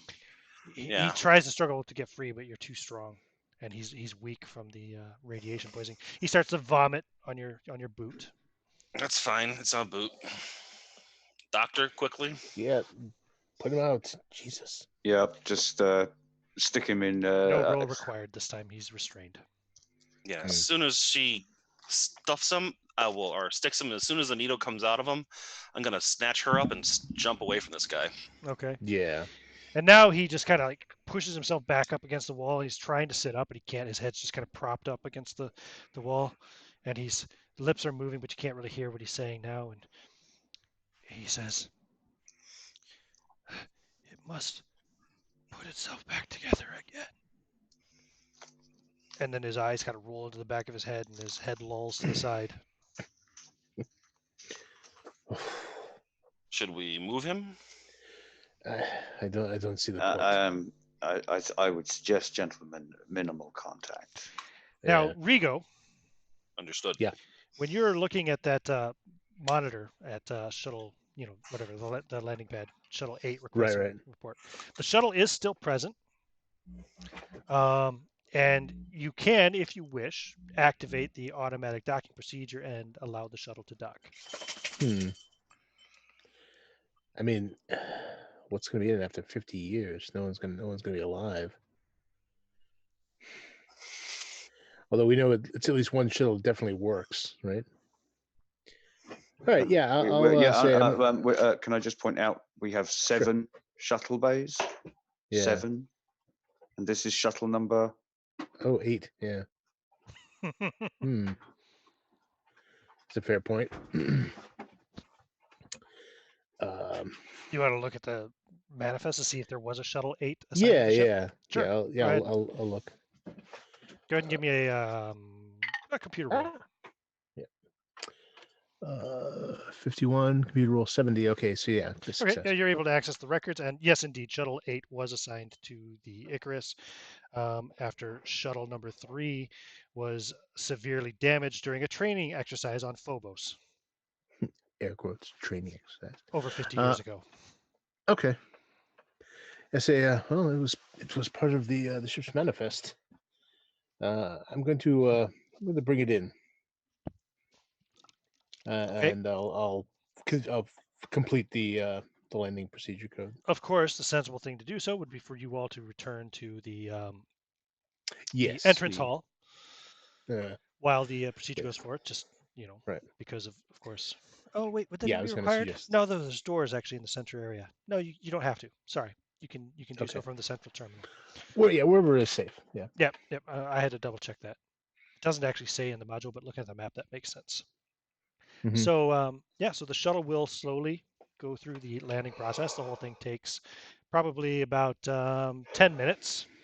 The shuttle lands within the ship, and then the whole area kind of repressurizes. Takes about probably less than a minute. It's a much smaller area. Actually, it's not much smaller, is it? Yeah, it'll still take about a minute to do so. And then it'll say that the atmosphere is restored, and it'll unlock the safety locks on all the doors into the shuttle bays. All right. Then I guess we'll go take a look and see what condition it's in. So the shuttle itself, it looks fine. It's 50 years old, but it's been in the vacuum of space, so I don't think it would have that much wear and tear per se. Yeah, do you want to open it up, see what's inside? Well, I'm gonna check in the in the windshield first. In the main. Yeah, you'll main see viewport. you'll see a pilot sitting in the pilot seat. Well, it's Assume an orange salvage suit you would recognize. So these are Yeah. suits that salvage teams would wear when doing boarding missions to salvage maybe from another ship or something, Okay. or a station or a satellite or whatever else. So I assume they're probably harnessed in. Are they? They don't seem to be. You can I assume they're not see alive though. he is wearing a belt. He is belted in to the seat. There's probably somebody there's probably a co-pilot beside him as well. Looking, the helmet is you can see through the helmet. You can see the man's face. He looks to be frozen stiff and quite dead. All right. I'll go around to the side and go and open the hatch and poke in. standing back a little bit first when I open it. Okay. Yep. You will find 8 more men inside, aside from the 2 in the pilot and co-pilot seat. So a total of 10 men aboard, all wearing those orange salvage suits and EVA helmets or whatever. All right. Give me. Let's see. Oh, don't even roll that. No. One of them is holding a small portable data unit. Oh, okay. I'm going to retrieve that. I also wanted to check the shuttle's computer, Mm-hmm. see if there's any information on like where it came from, what its mission might have been, where it was, see if there's any kind of like Yeah, the shuttle had. plot, The shuttle came from another ship matching the same. What sort of for the same kind of design as the Icarus. Mm-hmm. It came from a ship designated the Daedalus, Okay. and the little data device that you pick up has a display reads transmission debriefing terminated. But checking it, the battery is too weak to show the file currently. You Okay. should be able to upload it to one of the terminals on the Icarus, though. These things are designed to transfer data to the main ship. Right. So. Okay. Are there any more of those salvage suits in here, like spare ones or anything like that? No. Okay. I'll just give him. I'm not a medical person, but I give him kind of a cursory, kind of look over to see were they. Does it look like they were injured? Does it look like they were, an indication that No. that is asphyxiation or anything like that? No, they all look quite frozen inside. It looks like they froze stiff in the chill of space, perhaps. Check the power levels on the shuttle. The power level is very low because it's been trying to dock for the last 50 years. This particular shuttle, you don't think would be safe to relaunch currently. Yeah. Okay. If you want, you can check the status of the other 3 shuttles. Yeah, it wouldn't hurt just to know what our options are. Let me see here of those shuttles. 2 of them are inoperable. Where's the bit here about them? I know the third one is operational. Let me see. Where's the bit here?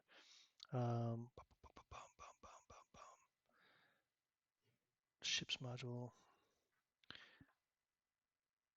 Okay.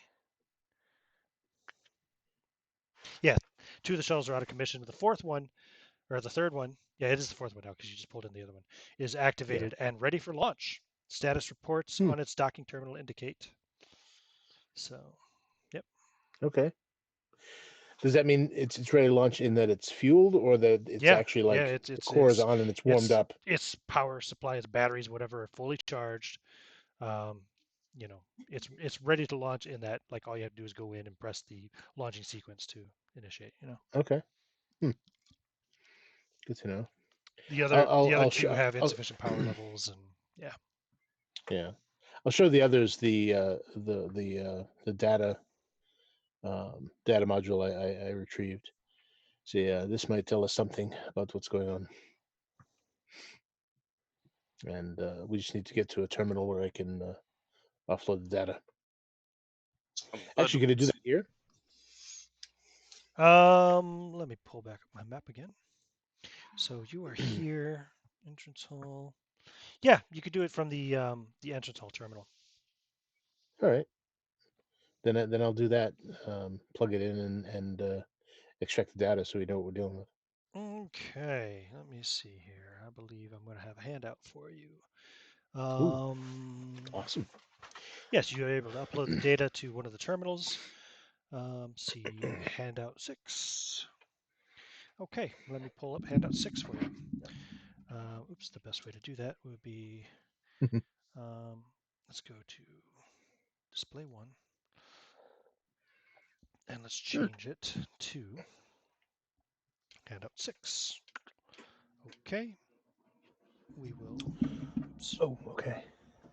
Make that as big as I can, and I'll drop this all into the chat as well because you might not be able to read that. Yeah.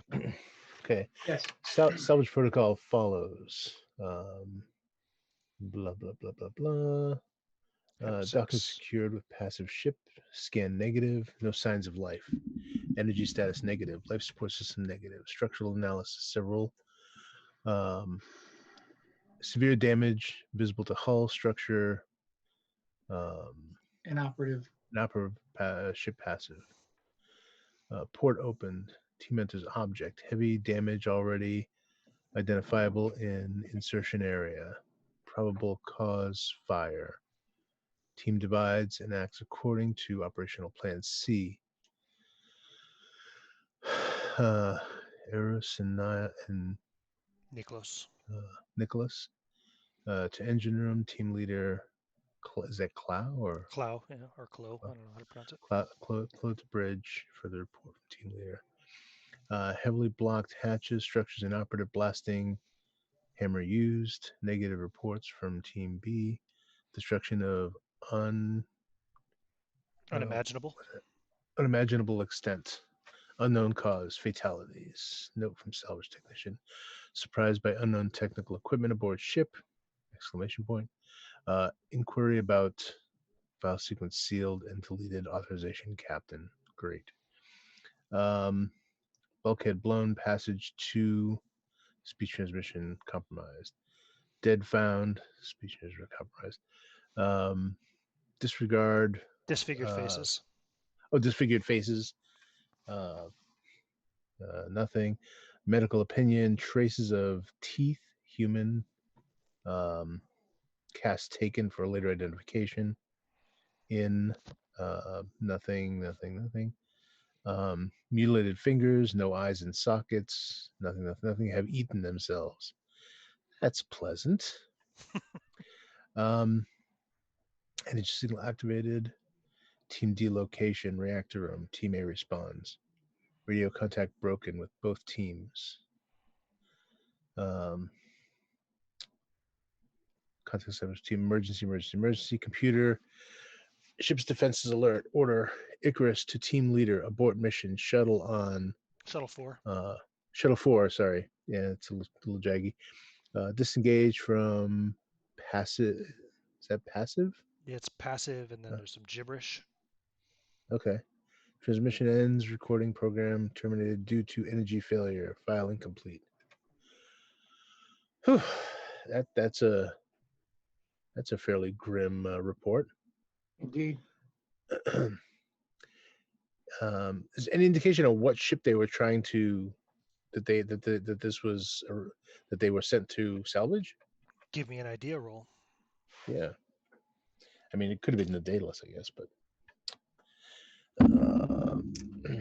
idea. Oh, I got a damn good idea. Extreme success. Yeah, chances are, since this ship flew out to the Daedalus and then flew back from the Daedalus, that the Daedalus was indeed the ship. It was Daedalus, and the Daedalus is supposed to be basically a sister ship to the Icarus. Well, it seems to have the same Would design. make sense. Yeah. Same Daedalus deck was his plan. father. Yep.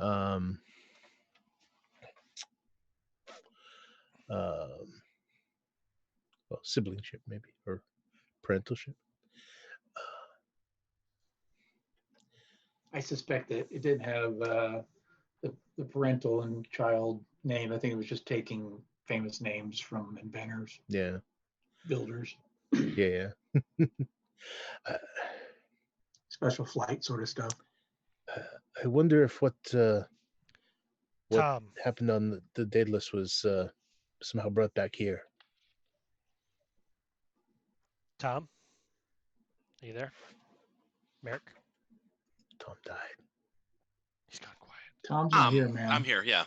Okay. Your thumb, which hand was it? Was it left or right hand? It was left hand. Left hand. So your left thumb. Oh, no. It was my right hand because... Your right hand, okay. Yeah. So your left thumb is now completely silver, and the silver is starting to spread over your hand a bit. Okay. Say like as far as almost the kind of first knuckle, the knuckle that connects with the main part of the hand anyway. Right, I didn't put your gloves index on. finger? Yeah. Okay. Well, okay. Maybe you don't check then. I apologize. Well, I could However, have, like, you will notice that your glove is very limp at the tip of the thumb, and when you feel it there, the tip of your thumb seems to be misshapen and almost like mostly missing. Like you just Ooh. have a little stub after that knuckle, interesting. be So that would be unsettling. and you don't feel any indication of a nail. All right, keep that. Kind of like put my left hand over it while I'm standing. Well, over it while I'm standing there, and not try to make any notice that. Try not to let anyone notice what's going on.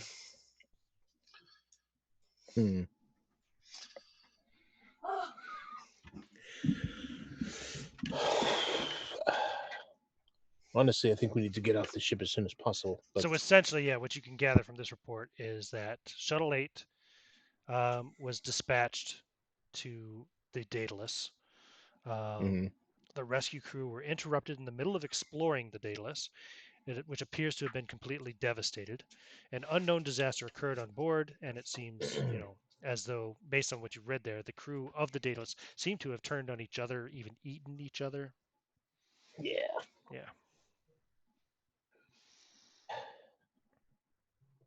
Just some. I think we need to move. Just say. Yeah, we need to get it. We need to get out of here. As far as we can tell, though, the crew and the shuttle didn't eat each other, did they? No. So whatever it was, they weren't infected by that. But we haven't seen bodies here yet of people who've eaten each other. We haven't been to the cafeteria yet. Well, that's a pleasant thought. I mean, just because they're eating each other doesn't mean they're not, preparing them ahead of time. Yeah, let's move on.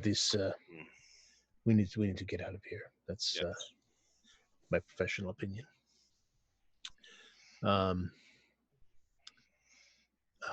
Unless we determine to really get into that sealed area, which May prove fruitless.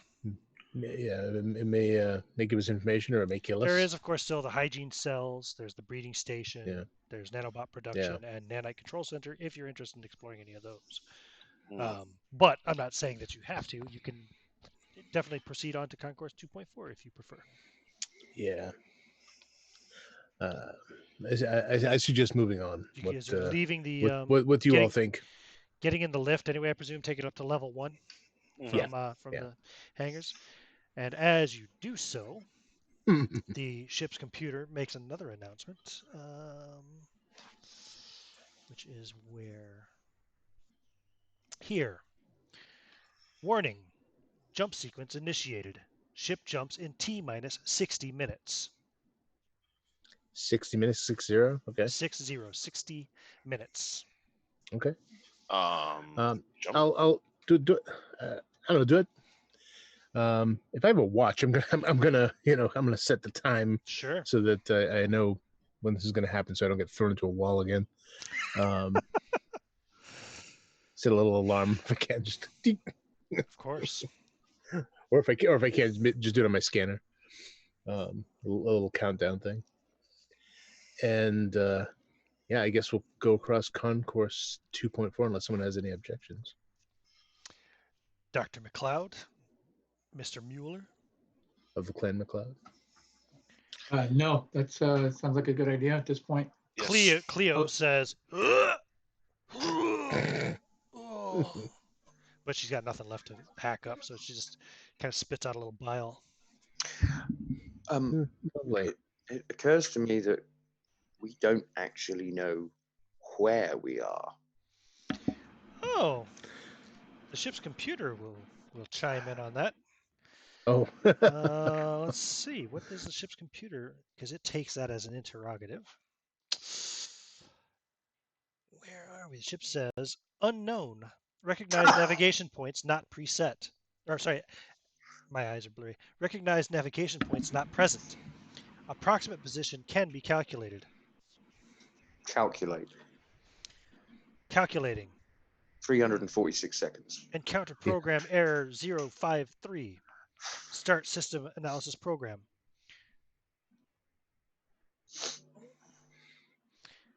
Distance traveled, negative 2,756,321 kilometers. Oxygen content in crew quarters, 90% breathable. No. Error. System analysis program initiated.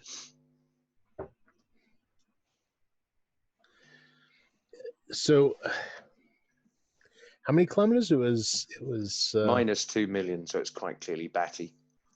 Yeah. Current Well, position, maybe. 743 minutes traveling time from Earth. What? Yeah, right. I don't think that's true. 2 million. 2 million kilometers is not very far in space. Incorrect parameters. Computer, display current. Display current star map. Calculating. Authorization insufficient. Give me a display of nearest pulsars. Processing. Data not available. Request denied. Update. No known star maps of current location. If this place just had some fucking windows, I might be able to calculate where the hell we are. Well, we have a panorama deck. Updating. No, it's current location. Space dock, New Tokyo. Computer, cancel all previous inquiries. Would you like some music? Can we take it as read, computer, that the answer to that question will always be no? Processing. Authorization insufficient.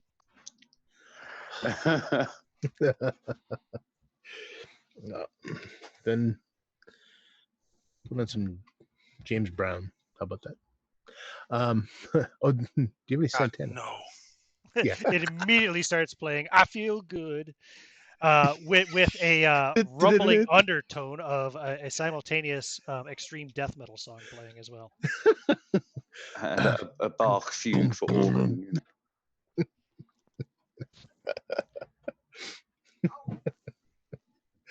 Now, all right. Yes. Okay. T minus 58 minutes until jump. Well, this is going to let us know. All right. So I guess we'll head down concourse 2.4 then, unless, yeah. Okay. So the bulkhead will, I believe, open without any further issue. Let me double check here. Down several pages. The alert. I mean, I would generally like to take it as read, unless you prefer I mention each time. Is that concourse before I open any bulkheads, I want to give it a scan first. The way this computer's behaving, I don't trust its to tell me that if there's air on the other side of the door or not. Well, interestingly, that it's definitely reading air, and you're not reading high levels of radiation. Yeah. As it opens, it is similar to previous concourses, but this one is briefer and not curved since it's traveling directly to the center of the ship, you may recall. In fact, I'll pull that up again real quick here. Let's change this. Take off the it'd be much shorter, yeah. Put back on the overall. Oh, where's it? Oh, there it is. Okay. Make it visible. Right. Woo, it's too big. But yeah, you get the idea. Let's make it a little smaller. I kind of blew it up too much for that previous. Yeah. There you go. Anyway, so it's a straighter and much briefer concourse. Also, the viewing portholes are open on this one, so you can see for the first time outside of the ship, and you see a blue diffuse mist visible outside the viewing ports, with the blackness of deep space being visible through it now and again in certain locations. And you can just pick up distant stars occasionally in that. So there seems to be like a cloud around us, basically? All of you, as you were entering this concourse and looking out these windows, now it's almost like you're imagining it, but you can just imagine that you hear an arrhythmical beating of drums and a distant shrill whining of a flute.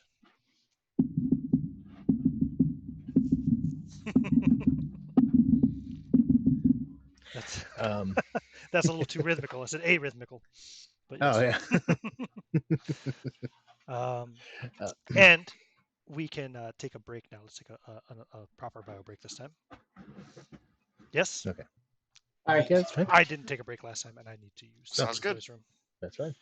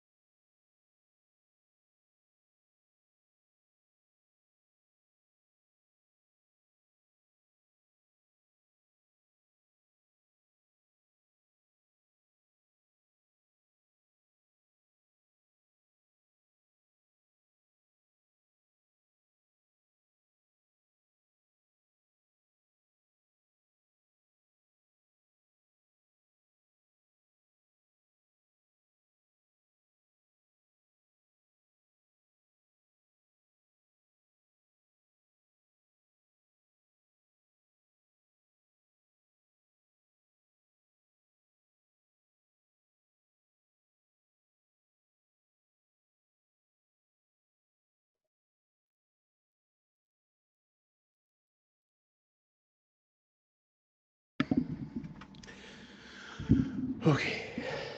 I'm back. So am I. Feeling much relief.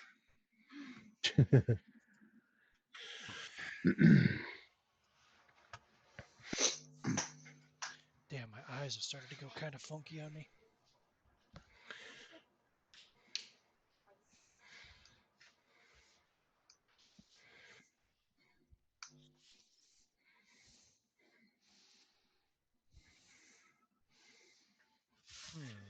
Hmm. So you're moving to module 2, the crew module. Yeah. And is this where we've been hearing from the person on the wall, I believe? Yes, the panorama lounge. Yeah. She said was module 2, Yeah. level 1, I think, right? Yeah. If my memory serves. Yay. At last we can help them. I'm sure. Yeah. Just like you helped the girl in the cryo chamber. Hmm. Oh, we tried. You did try. Unlike some of the crew I might mention.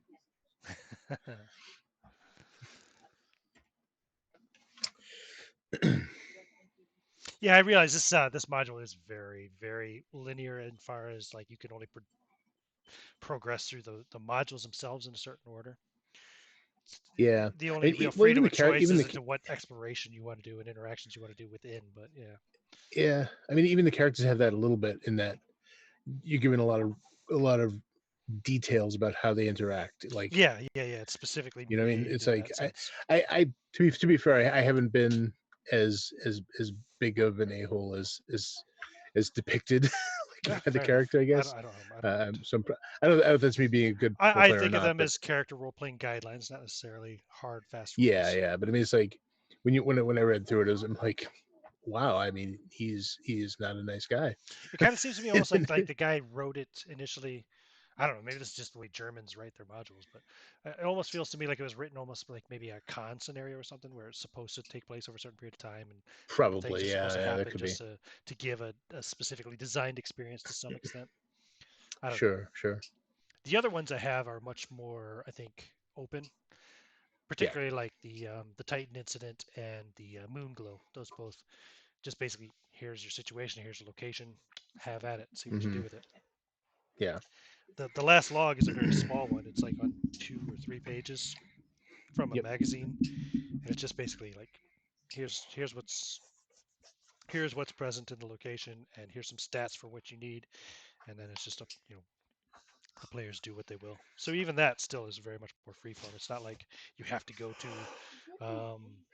the medical tent for Lieutenant yourself. Johannes Mueller is here. Hello, my friend. The garage. Welcome back, Mr. Mueller. You keep using that word, friend. I don't think it means what you think it does. Hello.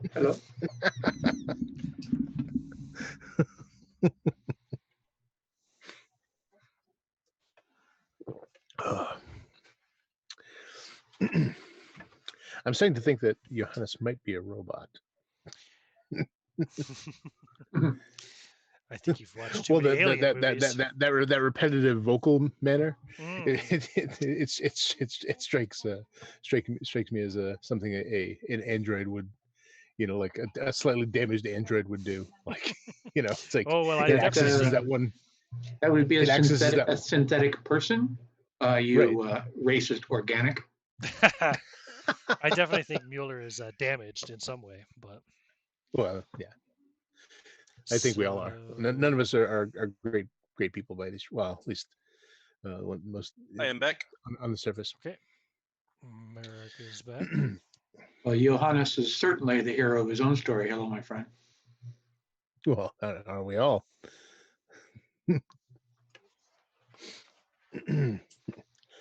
I trust no one but myself.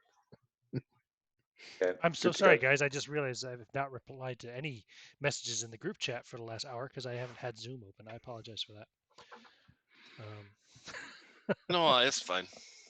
To answer those questions in order, Dr. McLeod, yes. The others weren't really questions so much as observations. Right, cool. So, sorry, your question was sent like an hour ago, Neil. I apologize for that. No, it's, I from the conversation that followed afterwards, I got my answer anyway. Fair enough. I think we are all present. So, All right. oh yes, you guys were. You know what I didn't do is I did not replace my maps, which I will do so now. Module 4 level 1 will change to module 2 level 1. Okay. And module 4 level 2 we will change to module 2 level 2. Okay. Yep, those line up okay. It's pretty well visible. And if I go back to the full display screen as well, I can do something similar. Okay. And here again. Okay. Yeah, that works. And I guess I will send those to you in the chat as well, just so you can view them at your own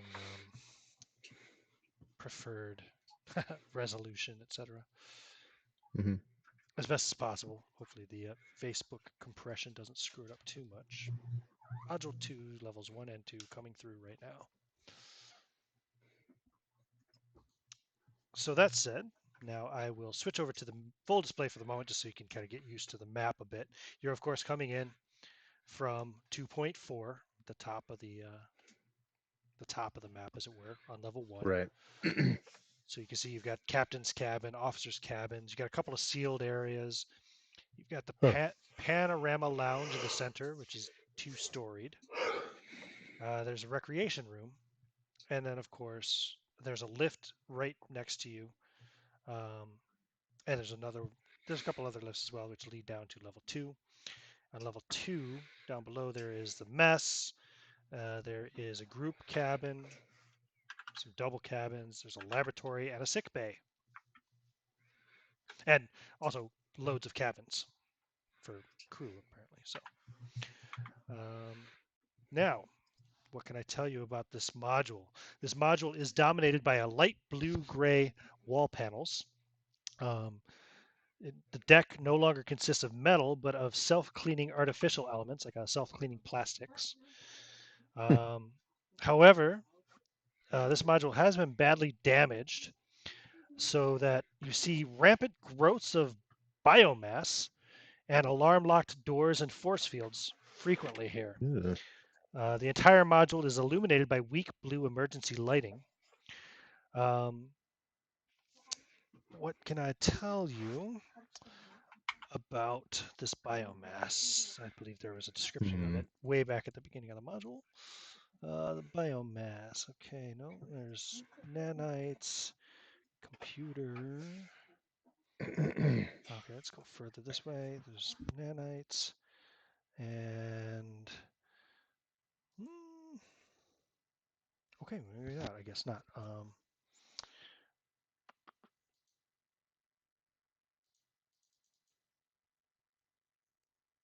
No. Okay. How many of you have? Well, probably, I know Alex hasn't anyway. Have ever played like Dead Space or seen Dead Space? I've seen it, but I've never played it. Right. You remember those really gross biomass like tendrils that were growing all over the ship in different locations? Or actually, if you think of too, like the alien nesting sites, right? When they have the people like incorporated into the walls essentially in some kind of a horrible biomaterial. Something kind of similar to that.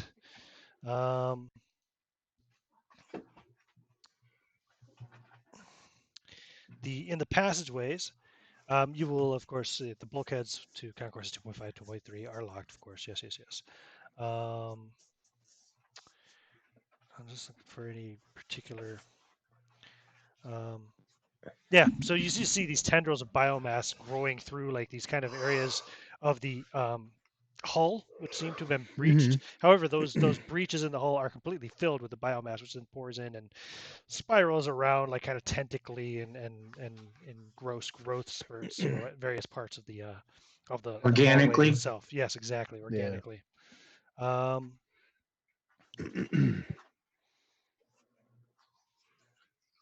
Is there anything? And where specifically are we looking at the organic intrusion? Well, you see that throughout the hallways here. You're currently standing just off of Concourse 2.4 near that elevator there, between the captain's cabin and a large sealed area. And also, a lot of the biomass does seem to punch through the wall into that sealed area. Is it 24 or 2.4? 2.4. It means it's a concourse that connects Module 2 to Module 4, is what that means.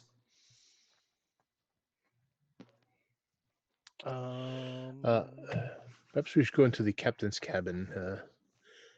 Maybe we can finally get some authorization. Indeed. This. Any sort of access keys or anything? Okay, where do you want to go first? Captain's cabin? Yeah. We'll just kind of take a quick look over there. Any protests? No. Any what? Not in this situation. Okay. Captain's cabin. Panorama. I'm sorry. What did you say? Any what? Any protests? Oh no. So I do want the security guy to go first, though. Well, I'm gonna scan before I open the door just to be sure. I don't trust, like I said, I don't trust the ship's ability to inform me of anything. Yeah, it seems to be clear. There's no kind of hull breach in the captain's cabin. There's no signs of radiation. So it's obviously larger than the single cabins allocated to crew, containing a bed, a desk, some books that have fallen to the floor. Otherwise, it has a pretty clear and structured orderliness to the room. That's like a whole eighth of the ring of the deck there. Yeah, for sure. There's a captain's dress uniform, which hangs neatly from a coat hanger on one wall. There is the captain's computer.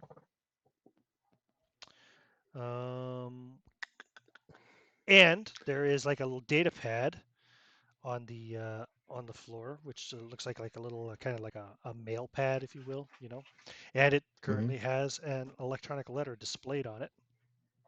Hmm.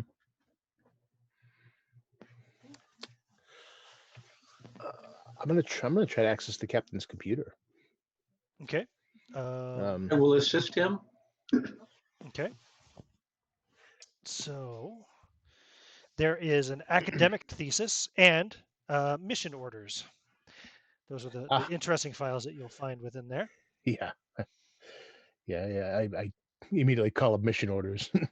Right. Let me check my handout number. Mission orders is handout 5. Okay. I will pull that up here. Handout 5. Okay. And I will also send that through to you on Facebook, handout 5. Okay, good. Just probably makes it easier for you to read if you open it on your own screen. Sure. Rather than the display, which I'm going to put up for viewing purposes nonetheless. Okay. Which I will go back there now. All right. Visible. I will. I'll read through here. This data rated as security code double alpha, classified material. Blah blah blah. Mission orders. As you are aware from the report documents, the Daedalus, the carrier ship of the prototype jump generator, with which the Icarus is also equipped, was lost on launch. Nevertheless, we were able to extract enough data following this failure to reach many important conclusions pertaining to an improved model of ship, the Icarus, which this order now places under your command. The scientific personnel on board are secondarily subordinate to your command, and primarily responsible to Dr. Nicholas SpaghettiOs. Spazagatos. It looks like SpaghettiOs. Anyway, Dr. Nikos Spazagatos. Yeah. We expect your fullest cooperation with the scientific personnel who are carrying out research programs of immense importance. Dr. Spazagatos will supply you with further information during the course of the voyage. Your team consists of 143 personnel, half as backup crew and cryostasis to be activated if necessary. You will find the emergency safety codes for the computer in your briefing log. Sorry. For reasons of security, only command staff have been issued details on the mission. Lower officers and enlisted crew have not been informed until now. Your order is set course for the absolute middle point of the universe. Find the missing Daedalus. Recover the ship's data archives. This is of highest priority. If possible, rescue the personnel of the Daedalus. Return to Phobos. Confirmation of priority. All necessary expenditure of material and personnel is approved. So, fuck us. I get it. Isn't that pleasant? Huh? Isn't that pleasant? Yeah. I yeah, suppose you want to check the other bit too, which was the academic thesis, or no? Sure. I'd also like to get that the briefing log, which would have all the emergency safety codes, which we can now access the computer with. Right. You do a search for that on the computer, and you find Oh, yeah. nothing. I say check his personal data pad there for any briefing log. Apparently, there's some security codes safety codes we might be able to use to access the ship's computer in greater depth. But yeah, I'll look at the academic one too. I believe this is the academic thesis. Paul Newman. Let me send that through to you as well. Yeah. What was the handout number again? It is handout number 2. So go over here, handout 2 to the, oh shit, I gotta open the chat again. Why did I close it? I don't know. There we go, coming through now. In the meantime, while he's looking at this academic thesis, who wants to go and pick up the mail pad, the little data pad thing with the letter on it? If anyone does. I guess nobody does. Okay, so go ahead, Rigo, if you'd like to read that academic thesis. Yeah, it says, imagine a spaceship that is faster and better than any ever seen before. Imagine a spaceship that is so fast that it displaces matter before itself until it eventually breaks through it. Imagine a spaceship that no longer needs to travel in our space-time continuum, but can fold space and thereby cross immense distances in short periods of time. Lay a sheet of paper on the table before yourself on the table. Draw a starting point. And we know this thing. You fold it, put a pencil through, we get it. For That, ladies and gentlemen, is the shortest connection between 2 points. Yeah, and the dataless is the dataless is capable of traveling in this precisely in this manner. Professor Paul Newman lead a dataless project. From his speech to the board of the House of Fiadon. Huh. Okay. yep, approximately 55 years ago. Yeah. Well, clearly no one's come looking for us since then. Well, we can't know that for sure. Well, no, but perhaps there are other ships in the vicinity that we aren't able to see, and they're in the same condition that we are right now. Not sure that we're going to be able to get much visibility since we're in some sort of mist. Although, as the computer was warning us, there's going to be a jump or an attempt at a jump in another 40-something minutes. Yeah. Based on the fact that dampeners were off, perhaps we need to be secured in some sort of stability chairs or something when that happens. Or back in stasis. But is it just gonna shift position in real space, or is it gonna jump again? It said jump. Yeah. Who knows? Damn it. Well, I do know that if we're that far away from home, that the shuttles aren't going to help us. Very true. Dr. We should McLeod. continue on to the Esper control center and see what's McLeod? there. Yeah. Dr. McLeod walks over and stands quite deliberately next to Tom, Lieutenant Hatsuko, and very slowly, looking over the members of House Phaidon, claps her hands ironically. Very well done, House Phaidon. Very well done. You just had to. Yeah. Well done. Anybody want to check out the electronic letter? Yeah. Electronic what? The electronic letter on the mail pad? Yep. Yeah. Indeed. Let me see here. I should have it there. And I guess I should send that to you also in the Facebook chat. Which again, I closed. I must do that habitually, or maybe it's closing automatically whenever I minimize the window. I don't know. Here it comes. Coming through now. Whoever wanted to have picked it up may read that. Yeah. I'll let someone else do this one.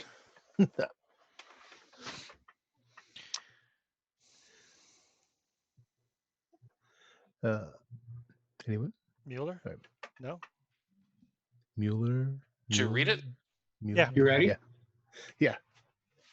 My dear friend, I came across this task message in an old file. Just for once, abandon all of your.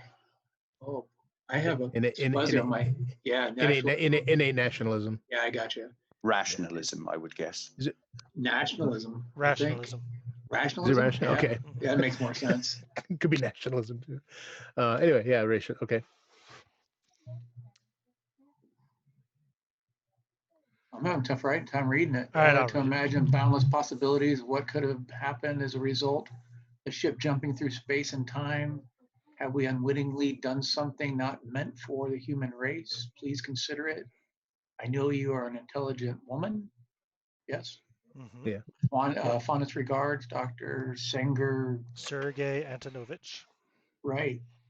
The guy that they put down earlier. P.S. The exempt. Is that what that is? The excerpt is The from excerpt from the Black Black God of Madness by, I can't read the rest of it. by a certain By- Amadeus Carson. Gotcha. P.P.S. Against Against all all the odds. odds, they have approved my application. I will be traveling with you among the backup crew. Hmm. Nice. Huh. So he would have been somebody that would have been cool to have alive for a while. Yeah. Yeah. Maybe he is.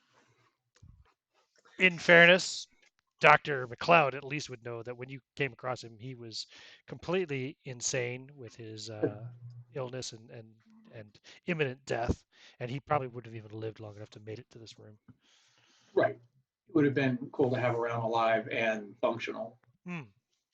Indeed. Maybe you should have kept a better eye on him when you let him out of the cryo chamber. Yeah, instead of chasing around the technician who was just trying to stabilize Who the tried to ship. gaff us with a big meat hook? Yeah.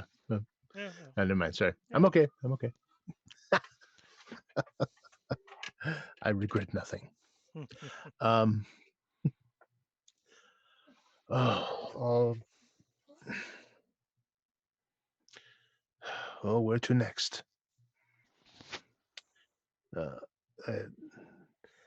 Do we want to go into the panorama station. lounge? Might as well. Uh, We do need to get to that cathedral somehow. Indeed. Well, Into the we panorama also lounge. will. Yeah. You know that there's something supposedly in there anyway. Right. Hmm. Hopefully someone, but probably something. So situated in the middle of the ship, this area was intended as an oasis of quiet and a zone of recreation and recuperation. It fills up the entire internal area of level 1 and is therefore circular in form. After all the cold steel and sterile plastic, this is an extremely pleasant environment.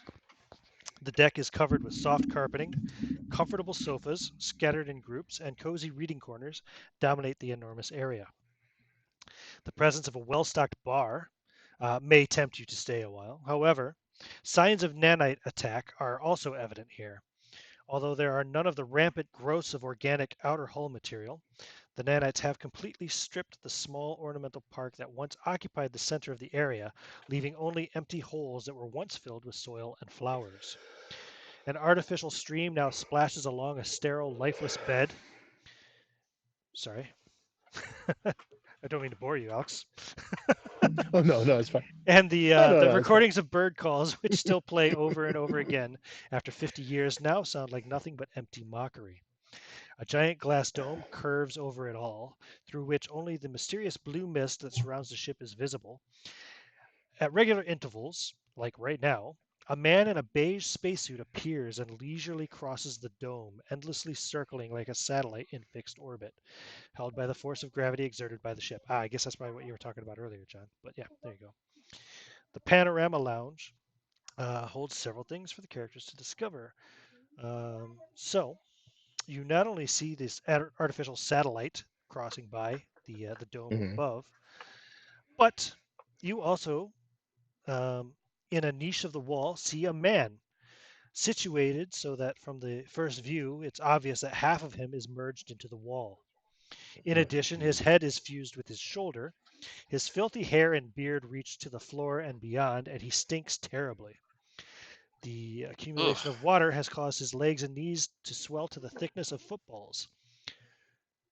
He is currently there with one free arm, scribbling away at a pen with a pen at a sheet of paper. I'd like you all to make sanity rolls upon viewing Yeah. this man. Hmm. And then I guess we get pen, paper, and scissors again. Oof. A failure. It's a failure from Yeah, Johannes Mueller. Hello, my friend. Yeah, I feel it too. I got an 03, so that I succeeded. Okay. Anybody who succeeded loses one sanity. Yep. Who failed? Let's see. Johannes, you failed. You lose. It was a 3 minor sanity. failure, so I'll take the 1 sanity. You take 3 sanity plus. Tom, you failed as well, you said? I did. You lose 4 sanity. Shit. Oof. How about you, Dr. McLeod? 99. Woo! Ooh. Is your sanity currently below 50? No. Okay.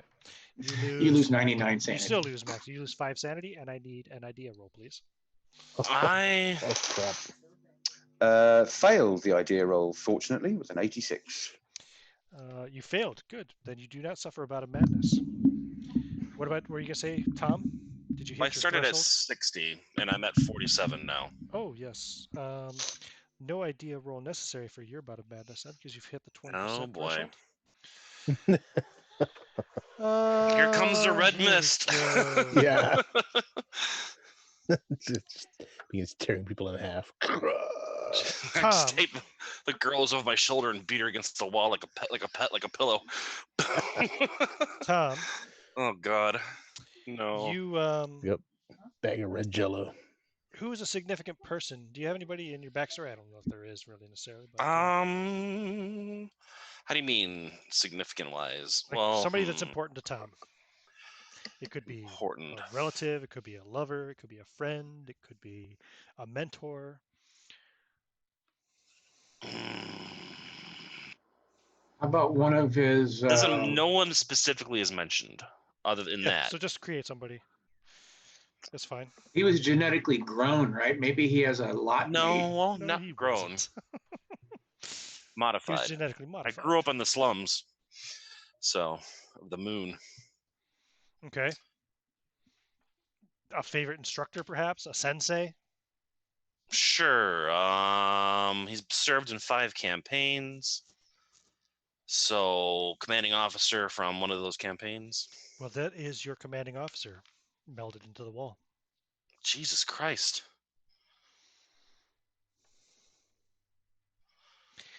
As you, I assume, approach to try to assist your. Yeah. Oops, wrong screen. To assist your friend. Commander, are you all right? How did you? And I start looking for ways to get him out of the wall. Of course. I drop the girl on the ground, thump. Yeah. Walk over there. She moans, but doesn't complain much louder than that. Commander, can you hear me? Please, kill me. You said you would kill me. You finally came. What happened? Me.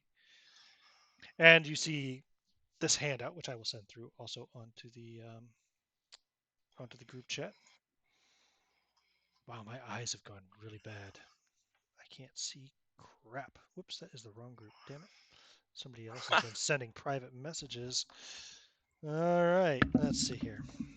A repeat of the paper. Yeah, I was gonna say basically repeats. Yeah, that. Does it? Yeah, I can't read it right now with my eyes getting. It's basically talking about folding the sheet of paper and putting the pencil through. Yeah, okay, so lay a sheet of paper before yourself on the table, a paper before yourself on the table, draw a starting point, blah, blah, blah, the same thing. Yeah. Is it a straight line? Lay straight line paper, draw straight line paper, draw a straight line paper, fold the sheet so that starting point and finishing points, blah, blah, blah. Yep. And now puncture a hole. Hello, hole not empty. Oh, that says hole. Okay. Hole not empty, hole in my head. It says afterwards. Yeah. All right. If Hatsuko is marching purposefully towards this entity, McLeod is going to catch him up and just kind of put a hand on his shoulder. This is my commander from the mission in Europa. Looking at the malformed, stinking pile of man and machine combined together abominably. Yeah. That's as may be, Lieutenant, but perhaps you ought to take a step back.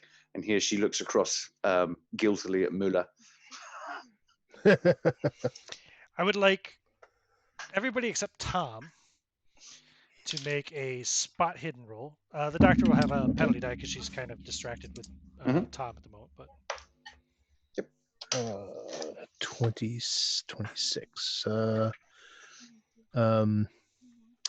Yeah, the hard success. Hard success for Normal success for Mueller. Hello, my friend. Okay, so you will both notice, and doctor, did you? No, notice? the doctor does not notice. And Tom doesn't get a roll because he's currently preoccupied with his commanding officer. Yeah.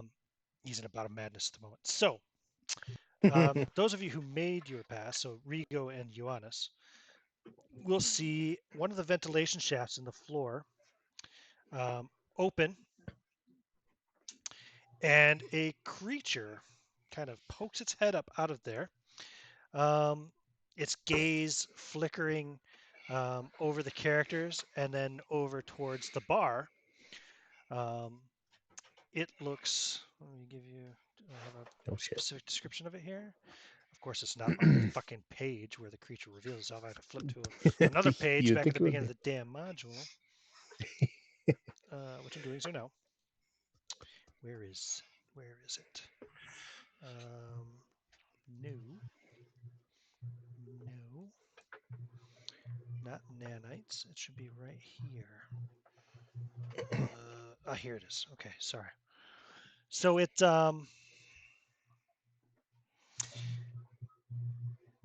looks like a child almost, or like a young boy. But his exterior appearance has been changed. His body is slimmer and slighter. His legs stronger and angled more closely to the body to allow him to move better in his preferred environment, the maintenance shafts. He's completely hairless, and has very little left in common with the child that he once was. Aside from a kind of certain childishness and shyness in his demeanor. He looks horrifyingly horrifically deformed, and he kind of moves out of the shaft a little bit into the panorama lounge, just keeping his distance from you, but glancing occasionally from you to the bar. And you see as he kind of moves in his little circle there, he moves in a half hopping, half crawling motion. Yeah, and I also have a little bit of an image here. It's not the best image, but Sanchez says, "Whoa, what the hell is that?" This image is so stupid, but it's the only one provided in the material. You can see there a reflection, or his shadow anyway, on the wall. So someone who couldn't bring themselves to draw. Just kind of get an idea as to what it looks like. I have a strong feeling that the artist that was hired for this magazine didn't necessarily read the module in much detail, but in detail, it's good enough. Yeah, it will do. Yeah. And looking over Sanchez's shoulder too. Perfect. So now that I've given that full lengthy description, of course, this is all passed in a moment of time. Sure.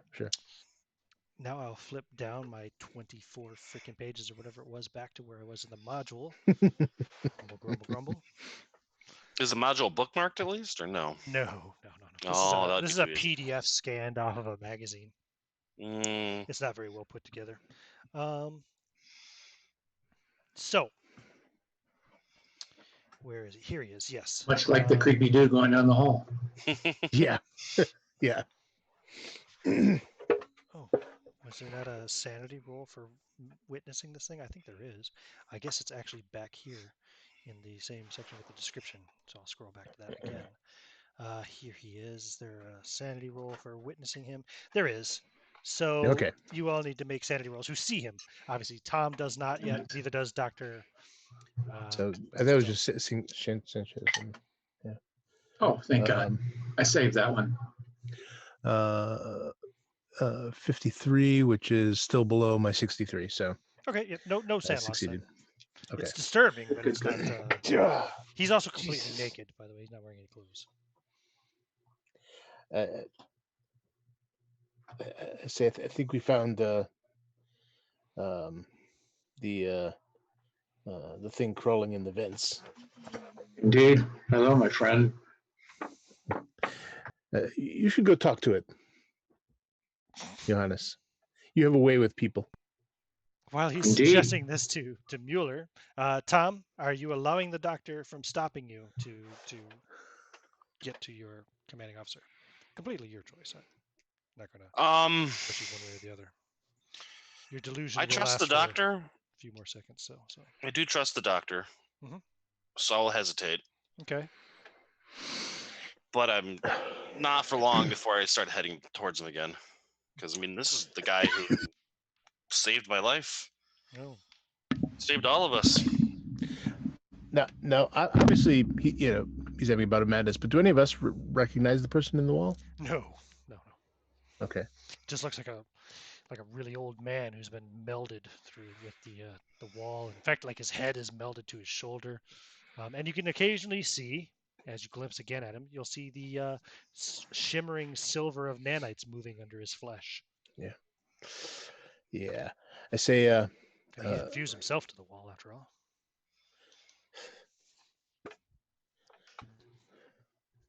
So, doctor, you want to give this individual a vitamin shot? Hello, my friend. perhaps you should. Yes, perhaps he could use some medicine. Do I know that these nanites contact with them is leads to the potential of, shall we say, infection? Is that an established fact? What's your education? 100. Wow. Yes. You know that all they need is the smallest, cut or opening to enter any of that sort. Yeah. No, Lieutenant Mueller. I'm not going to. Any contact with him will be extremely deleterious, extremely quickly. Also, You you mean? remember that Tom earlier did have contact with an individual who was so infected. Yeah. And Tom. Well, we don't know Tom's infected, do we? No, you don't. I haven't said anything. He's I'm been keeping just it saying secret. that the doctor remembers that. Oh, right. It crosses the doctor's mind that he may be infected. Suppose it's a possibility. But Tom, you reach the figure after pushing past the doctor. Yeah. And he no longer looks like your commanding officer. The delusion has worn away, and now you realize this is some old man. You don't know who he is, but it definitely is not the person you thought it was. Well, as soon as I see that, I get this confused look in my face, and I stumble back and I say, "What?" He says, "Kill me, please, kill me." And I turn and look at everyone else. Kill me. We will be happy to kill you, but you must help us first. Tell us what's going on. What has done this to you?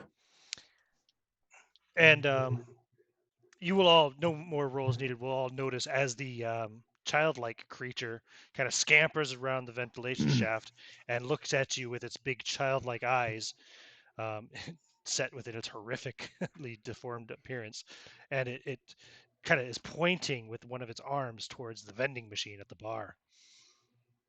And the man who you've just inquired, the man in the wall, says, very helpfully, of course, paper, scissors, pen, paper, scissors, pen. Yes, we know. You fold the paper, punch the hole Like through. a planet around its sun so many times. Like a satellite. And you see he's gazing at the figure floating outside the dome. Yeah. Kill me, please. And he starts to kind of like cry and weep. No tears come out, but I say, Tom, can you do something? Just a chair, anything. Just. And what? You can't just leave him like that. I turn and look at the guy, and I feel betrayed about him. I'm conflicted for a moment, then I think about he pretended to be my officer. And I get a little pissed And I step forward and I swing that pipe that I've been holding and smash his skull in. Nice. So you smash in his skull, and it goes into the brain, and he twitches a bit and stops talking coherently, and immediately the nanites start repairing the damage to the skull, start Oh, rebuilding it, jeez. start putting it back into Is there a place. monitor nearby that Is there a what? Lieutenant Mueller can access? Hello, my What? friend. A computer monitor. Sure. Mueller approaches the computer monitor. He's going to look up the impending alarm. He's going to pull it up, and it said that a warp was going to happen, like in what I have to imagine in 30 minutes or so. At this point in time, let's see here. Since you left, yeah, it's like T minus 41 minutes. Okay. Does that alarm note that it's an STL drive or an actual warp? No, but it's funny you should say that, because as you do so, I'd like everybody to make dexterity rolls as the STL once again does a little bit of a course correction in preparation of the jump. All right. Oh, I failed. Success. I succeeded this time. I rolled a 90. Lieutenant Mueller was hanging on to the monitor. Hello, my friend. Okay, Yeah, so Rico's Mueller success. keeps his feet. Rigo, this time, whoa, not again, grabs onto Yeah, something right. and maintains his balance. How did you do, Doc? 96. Ooh, what is your dexterity? Not 96. Is it less than 50? No. It is about 65. Okay, cool. So it's not a critical failure. But you do get kind of tossed across the lounge a bit. And Insert Wilhelm scream you will here. suffer 2 points of damage. And Tom, what's your luck? My luck is 30 something. Okay, you are hurled right on top of the figure currently being repaired by the nanites. Oh shit! And you see a small cloud of silver leap from the figure onto your clothes, your overalls, whatever it is you're wearing, and immediately slither right down into them between the clothing and your flesh. You can feel the cold feel of it moving underneath. I stumble back and I look to see if anybody saw that. Everybody makes spot hidden rolls with a penalty die. With the penalty dice. There's a lot going on. Standby.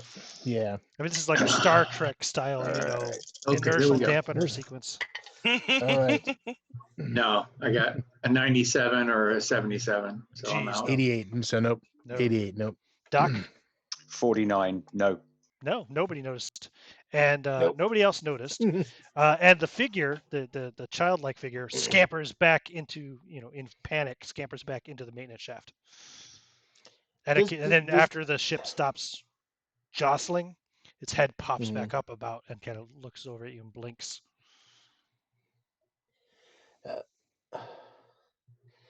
I kind of grimace looking at him. I say, we're not going to hurt you. Come here. And a hand kind of creeps up out of the maintenance shaft and points at the vending machine at the bar. Oh, okay. I'll go over to the vending machine. You start walking towards the vending machine. Yeah. Dr. Toshiko, I presume you kind of get yourself up off the floor at least anyway and check to make sure you're not badly injured, which you're not, just bruised. Yep. Get myself off. Wipe the small trail of blood. Ioannis? Oh, sorry. Yeah. No, just a bloody nose from hitting the floor of it too hard. Yeah, you're wiping that blood off. And Tom, you feel that cold sensation slither all the way down into your nether regions. Of course. And you can imagine which way it enters your body. Yeah. Leave that to the imagination. I try not to let any indication that the uncomfortable things are happening. Clench up. Yeah, Right. you just get a brief chill, like shiver, but you're able to suppress any major spasming. Mm-hmm. Well, I'm fucked, but I already knew that. I just got to make sure that these people get out of here. So, and you honestly, you've held on to the monitor. What else were you looking up on the monitor? Anything else? T minus 40 minutes. I suspect, friends and others, that that when it goes to warp, wherever we are, we may become one of these things. I think the warp is causing it. It is a suggestion that that we retain our humanity and get into one of the shuttlecraft and take our chances with supplies. We disengage the warp somehow, or we let it happen and see what happens. Hello, my friend. I'm not opposed to that. One thing I think we might need to do first, though, is these nanite creatures. They're clearly torturing this individual. We've seen swarms of them. They're clearly dangerous. Yep, and it's I seem to fully remember rebuilt his skull now. And Yeah. he looks quite brain damaged because part of his brain was crushed, but he's We alive. only have 30 minutes.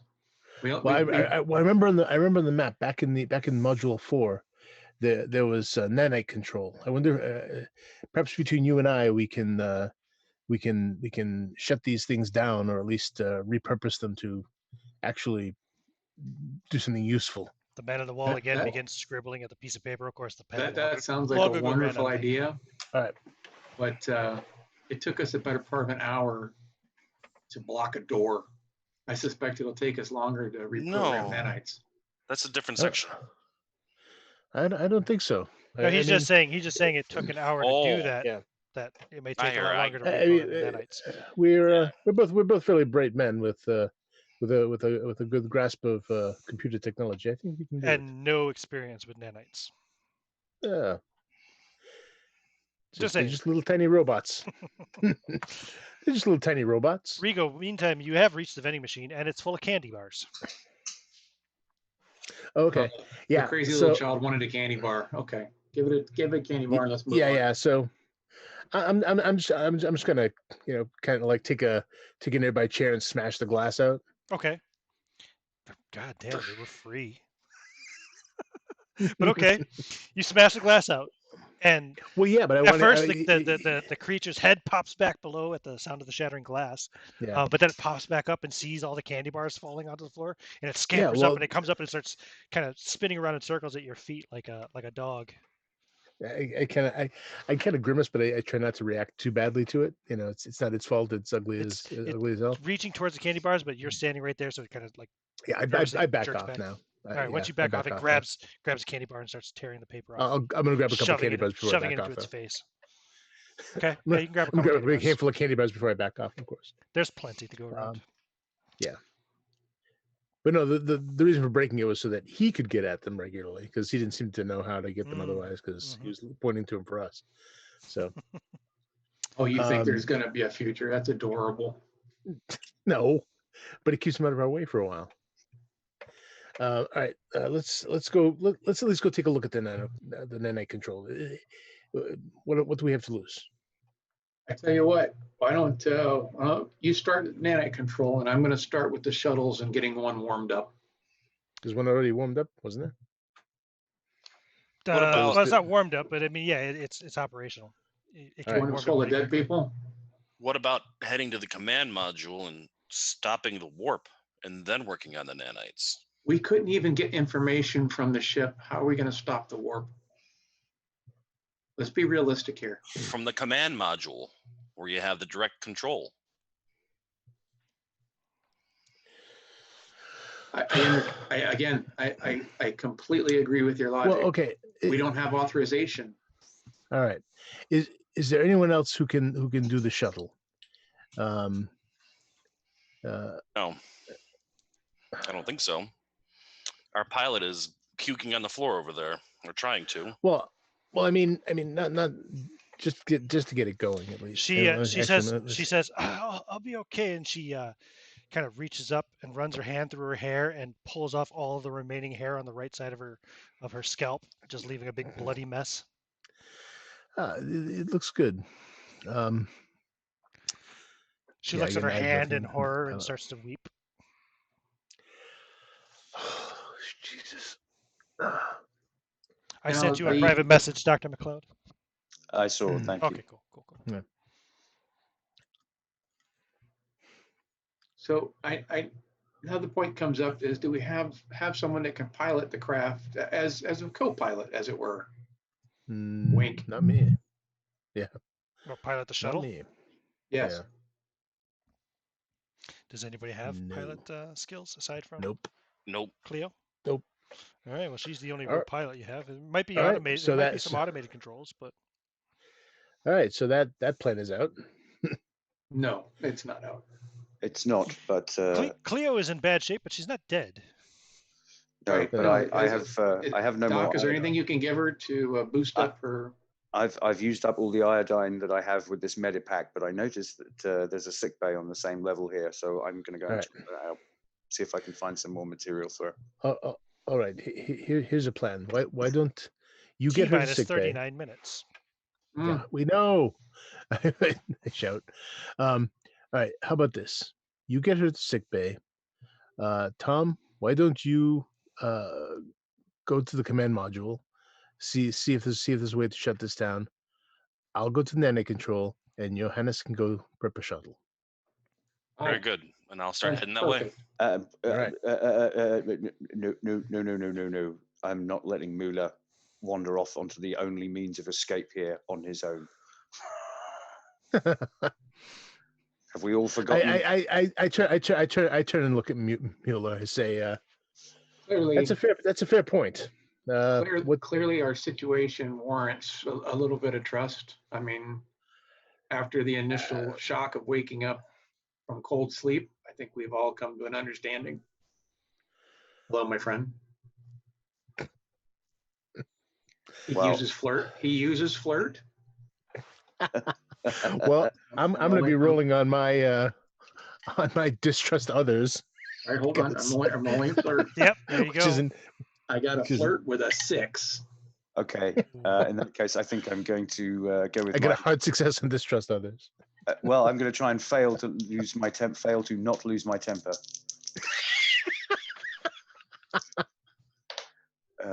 78, which is a pass, which I suppose means I lose my temper.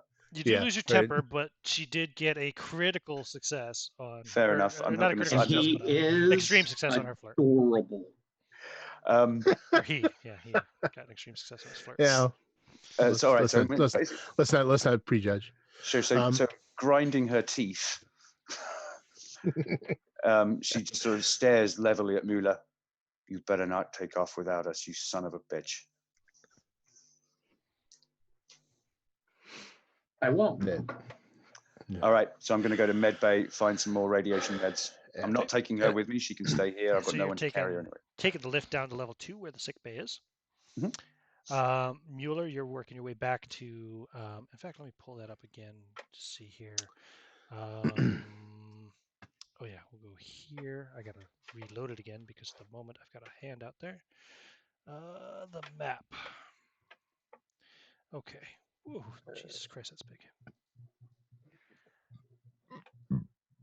I'll be walking with the doctor towards the lift there because that leads to the command module. Okay. Yeah. Okay. And before she gets in, I'll say, Doctor, before you leave, I just will have to let you know I will not be coming with the crew. What? And I pull off my glove and I show her the infection. Half of his hand now has turned silver, and you can see the tips to his thumb and index fingertips are almost completely worn away.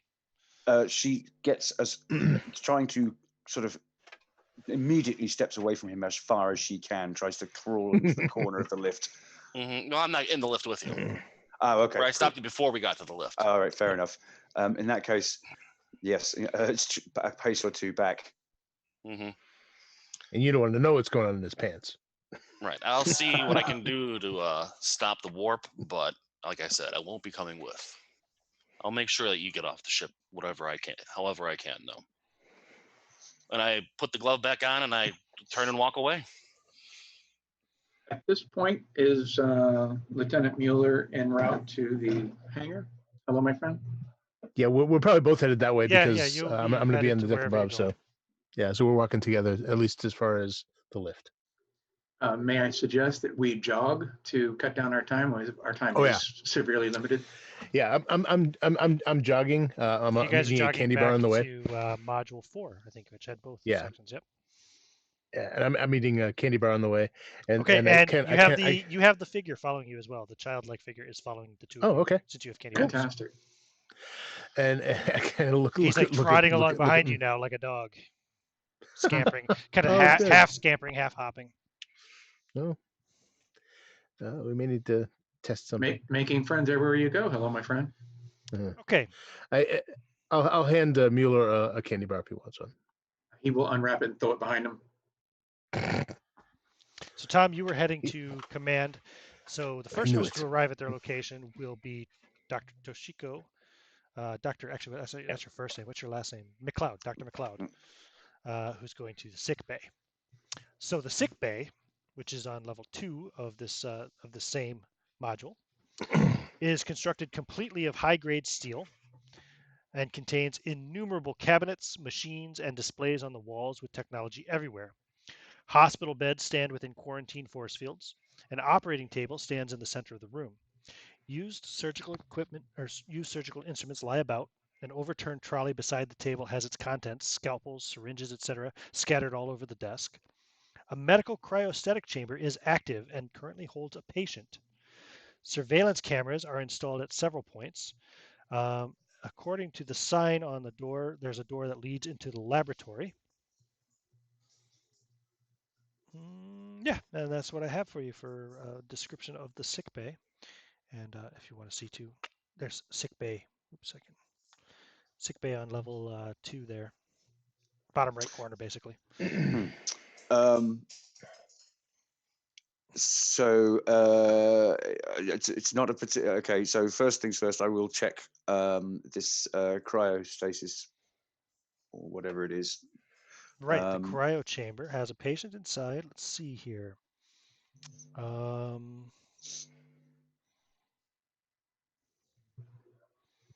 Yeah, so the character is currently in cryostasis. The identification number on it, you can check immediately, just without even trying to cross-link it to who it may be. It's not an Icarus identification. So you can assume that this must be somebody from the other ship. Daedalus, damn it. Is there a kind of viewing panel? Can I assess the condition? You can look through the window and see. Yeah, he looks to be a naked, middle-aged man.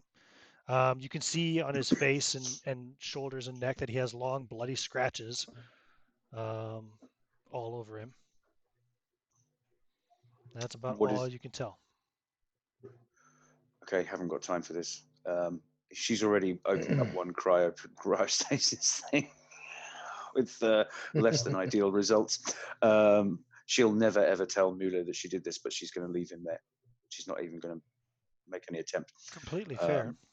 So what she's looking for here is basically a wheeled gurney, because she doesn't fancy having to try to carry this woman the whole way back to the shuttle bay. Iodine and other sort of medical resupplies, which she'll pile up on the gurney to shift it out of here. Okay, you will find all of that, no problem. You will also see on the one of the computer screens, there is a video recording that continues to play over and over again. It's a very poor quality due to data decay, but you can make out two medics carrying a stretcher into the sickbay, which bears a man resembling the man inside that cryo chamber. In the video, he seems to be screaming and struggling against his restraints. The medics are wearing orange uniforms, exactly like the uniforms which you guys had. Did you guys get uniforms? You did, right? Yeah, you got uniforms earlier to put on over your overalls. So exactly like your uniforms, the Icarus uniforms. However, the man on the stretcher is wearing a blue uniform. Medical personnel try to calm this obviously injured patient when suddenly the picture blurs and flickers. The alarm starts wailing and explosions can be heard in the background. This is all on the recording. Equipment overturns, people fall over and cry out, and the picture is shaken again and again. Audible over all the noise is the calm, emotionless voice of the computer. Warning, collision with unknown object. Damage alert in all modules. Connecting concourses 1.2, 1.4, 2.3, and 2.5 sealed. Pressure in modules 1 to 4 decreased. Security and medical emergency teams report to all stations. At this point, the majority of the medical personnel leave the station at a run, while a few remaining transfer the now comatose patient into a hibernation chamber. The computer makes another announcement. Warning, entry of nanites into ship's body detected. All crew report to decontam, and the transmission breaks off, and it starts again from the beginning. Is there a decontamination unit here? One second. One would think there would have to be in the sick bay, yeah. And based on my medical experience and all my knowledge of nanites, how long would that decontamination process work if it was applied to Tom? How long would it take? The decontamination process. Well, first of all, you're not entirely sure that it would be able to work against the nanites because they could possibly work against it as well. But even if they were to work, you reckon it would take at least a few hours. So unless you can stop the jump, obviously you don't have time. Can I power down this cryo chamber to kill this guy? Sorry, to ease his passage. Yeah, I'd say you could do some kind of an override on it to, some kind of like kill this guy. Yeah, John, we're gonna finish this tonight, I think. Yeah, I'm going to just flick all the switches one at a time, and I'm sure there'll be warnings that will go saying warning, warning, blah blah blah. Just keep. Yep, but you're able to click the medical override, and what you could do as a doctor, and yeah, you could put the guy out. Mm-hmm. He'll basically the thing will flood his body with some kind of toxins, which will kill him off pretty quickly and painlessly in his sleep. Okay. And then head back with my gurney full of supplies and radiation meds back to Panorama Chamber. Okay. No problem.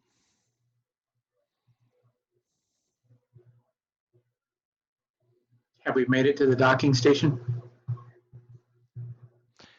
Yeah, I'd say by this time, actually, Tom will make it probably to command. Oh, it'll be about the same time. So, yeah, we'll go with you guys first in the docking station and the. They were jogging. I was just walking. Yeah, fair enough. So back to module 4, it was. And we split off because Lieutenant Mueller, hello, my friend, is going to the actual docking and the hangar deck. Yep. And I'm going to the nanite control. Nanite control, which is control center here. Okay. All right. So for you, Rigo, you go. Actually, I should pull this up again.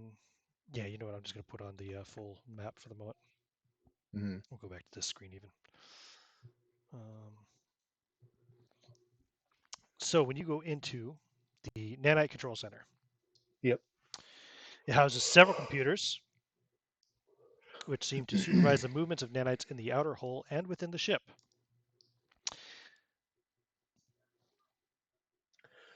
All right.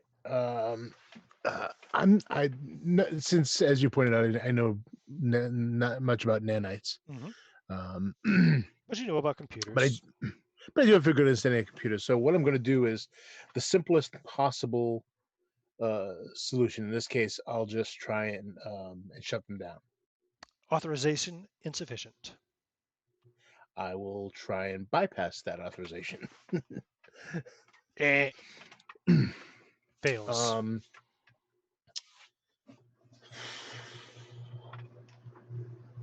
No. Captain authorization override. Authorization insufficient. Please report to Esper. What's it called? The Esper Cathedral. Module 1, level 0. Esper Cathedral, inaccessible. Please override. Authorization insufficient. Security breach in Module 4, level 1. Security teams dispatched, shutting down, and the terminal closes down. And you hear a clicking sound as the doors behind you lock. Ah. Okay. And suddenly the room is swathed in flashing red light, and the computer says, security breach in Module 4, Level 1, Nanite Control. Security team dispatched. Good luck with that. Mueller, you went down to the hangar to the functioning shuttle. Yes? Indeed. And what are you doing? First by, thing he's going to by the way, go sorry, ahead. the child thing is locked in the Nanite Control Center with you, of course, Okay. Dr. Yeah. Rigo. Oh, whatever. Mhm. Science Officer Rigo. Said yes. Sorry, Johannes, please continue. Johannes Mueller, hello, my friend. He's going to use his vast computer skills in electronics to pull up any instructions for emergency bypass and escape commands for the shuttle and engage. So like an emergency evacuation code, something like that? Exactly. It should be just press a red button and get in the seat. Yep, pretty much. Are you going to engage it immediately, or are you going to have it on standby? Well, it has to warm up, so he's going to go ahead and engage it. Okay. Okay. He's assuming it's going to take more than a few seconds, so. Yeah, it begins going through the pre-flight checks and preparing itself for launch. Okay. Back to Tom, who's gone on to the last module, Module 1. Now, this command module accommodates the brain of the ship. I guess I should put up images. Let's minimize that. Let's move that down to there. There we go. Let's unlock all of these. Actually, I don't need to minimize it. I'll just go this way. So this will be Module 1, Level 2, the lower level. Okay. Oh, I need to unlock it in place. I'm going to need more space because there's going to be 3 levels to this module. Level 1, which is actually the level you're on, since that's the concourse access level. There. And let's move it over to here. And then there is level 0, this being the only module with 3 levels. I didn't mean to move it. I wanted to resize it. Thank you. Something like, oh, fuck off. Coordination. Anyway, there you go. That's essentially what you got, what you're dealing with. Module level 1, level 2, and level 0. You're on level 1, of course, as you come in from concourse 1.2. So you're coming in from the south side there. The map will show you that where the lift is directly in front of you. There's another lift, of course, on each side, left and right. You've got the shipboard computer on the left, the bridge on the right. In the center is the officer's mess and kitchen. The lift can take you up to the Esper Cathedral or down to the technical area, which has got signal lines, coding equipment, mainframe computer. Well, I recall that the computer said the captain was in the Esper Cathedral. Mm-hmm. I'm going to head up. The entire module is lit only by a faint light green light. Cameras mounted throughout, constantly following your movements. The structure of this module differs from all those that you've seen before. Beyond the main bulkhead, a single large area from which several doors and the alarm-locked connecting concourses 1.3 and 1.4 are, of course. In the center of the area is a round elevator that leads up to level 0. Beside the lift are several hatches in the deck, covering narrow shafts which lead straight down and grant access to level 2. Ah, I see. So, right. Gotcha. So you're going up, yes? That is correct. Okay. T minus 20 minutes until jump, announces the computer. Now, going up to the Esper Cathedral. Taking the elevator upwards brings you into a security lock where you are immediately sprayed with disinfectants. You Close must my then eyes. You must Stop then breathing. step into thin protective overalls. handed to you by a robotic arm, and put on face masks. Do so. No germs are permitted to enter the area, and possibly infect the Esper, the computer announces to you. Once you have done so, then once you follow all the instructions relayed by the computer, the bulkhead will open and allow you entry into the Esper Cathedral ahead of you. Now, this domed hall, 10 meters high and 20 meters wide, appears in shimmering black-green, thousands of coffers forming the dome. It is pleasantly warm. In the center of the area stands a throne-like chair, inhabited by a man of indeterminate age. He is naked and fused together with his surroundings. His skin stretches like a tent down to the floor. Pulsating hoses lead from his body to the complicated technological apparatus that surrounds him. Upon his grotesquely oversized, shapeless head sits a metal framework bolted tight to his deformed skull. Innumerable thin black cables proceed from this crown, disappearing into darkness towards the deck. Pulses of light chase one another along the cables, too weak to penetrate the oily darkness, but strong enough to be noticed. The mouth of the Esper is coarsely sewn shut, and the eyes sealed within flaps of skin. And I have another image for you. Oh boy. Yeah. Yes, you'll like this one, won't you? We didn't need one for this. Oh, come on. You want to see the Esper. What's the Yeah. point of having an Esper if you can't show it off? Exactly. Yeah. There's a little image of the Esper. Well, that's attractive. Yeah. Yeah, that's not a sheet. That's all his skin. Oh my god. Blah. Blah. Now, I do believe this requires a sand roll. Yeah. There is a screen you can see there placed between his feet. A display screen. And Tom's already kind of on the edge. Unhinged. Anyway, right? Yeah. And Oh, I yes, failed he that is, roll. isn't he? You failed the roll. Okay, so that's going to cost you another 3 points of sanity. All right. And yeah, by the way, what's your lingering insanity? I assume probably like a paranoia or maybe no, a fatalism. Yeah, Sure. like given your situation, that seems to make sense. Right. And you faint.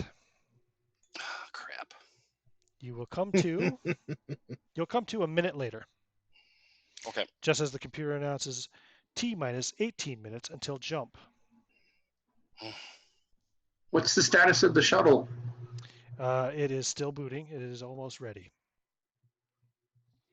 Now, Just asking for a friend. of course, I understand. When you come to, what do you do, Tom? You see the figure still there. Of course, he hasn't gone anywhere. I will say, stop the warp. Y appears on the screen. Just the word Y with a question mark.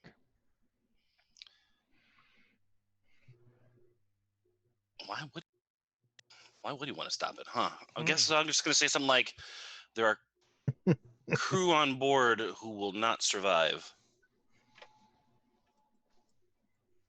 And it would say crew expendable. I see.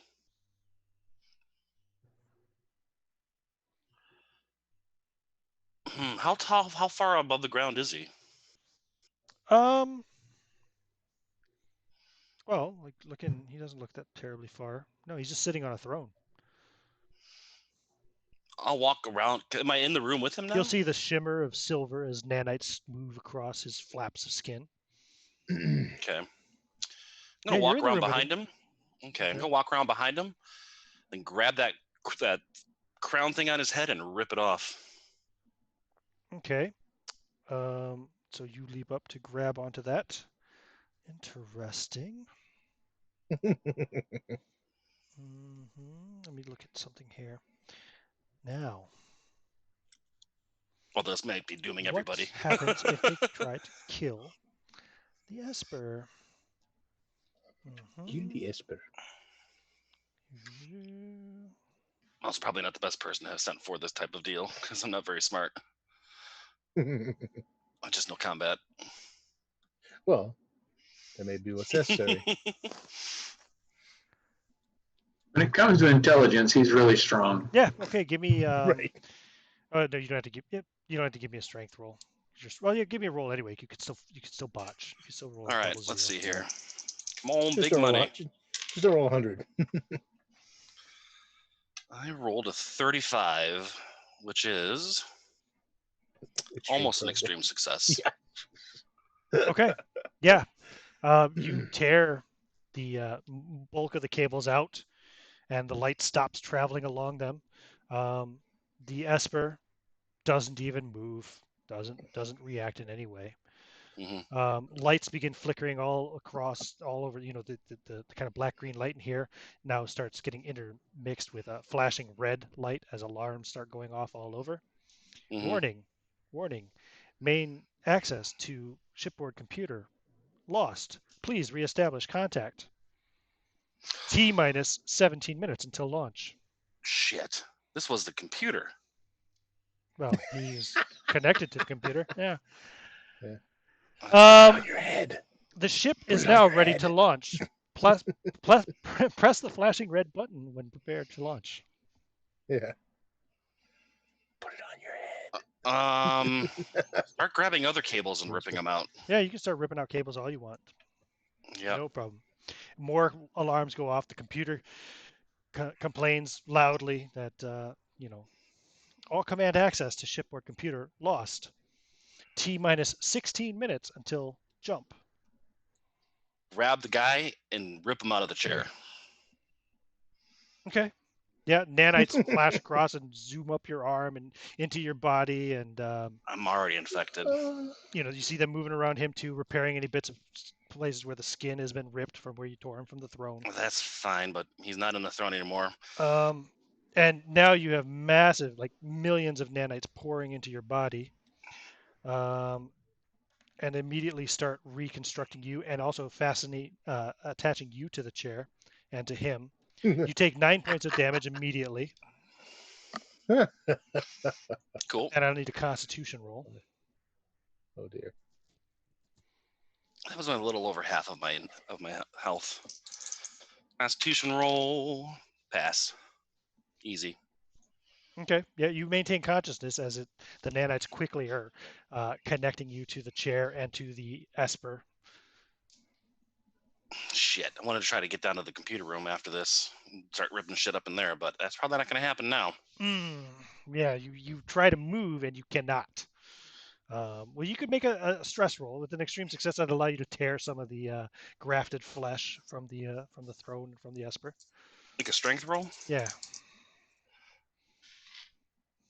Rolled a 22. Okay. And the extreme success threshold is 24. Okay, so yeah, you tear an arm free. You want to try another? Yeah. Arm or leg? I want to get away from this fucking thing. Okay. Whatever's next. No, that's a fail. Okay, as you fail to tear the other arm free, the first arm is reconnected to the throne. Shit. Can we hear these alarms going off in the rest of the ship? Yes, these alarms are now going off. There are alarms going off. I'd say there's more flashing lights. It's not necessarily announcing across the ship what's going on. That would only be at the command. But Ioannis, the shuttle is prepared for launch. Did it say imminent warp? Because he's going to press go. T minus 16 minutes to warp was the last announcement about 30 seconds ago. 16 seconds, you said? 16 minutes. Time to launch. 16 minutes. I'm pretty sure you're in seconds. Okay, you press launch. The shuttle begins to launch. Dr. McLeod. What are you doing? Taking this gurney laden with medical supplies back to the panorama room, seeing nobody else there, she's just going to pick up Marazelos, place her on the gurney alongside all these medical supplies and start heading to the hangar bay. Okay, cool. You start moving along with her on the gurney towards the medical bay. No problem. Or towards the hangar bay, I'm sorry. Back towards the ship's module. Yeah. Yep, no problem. It's a short concourse. Red lights are flashing all over the place. You're not exactly sure why. As you enter the ship's module, however, you will see the shuttle launching.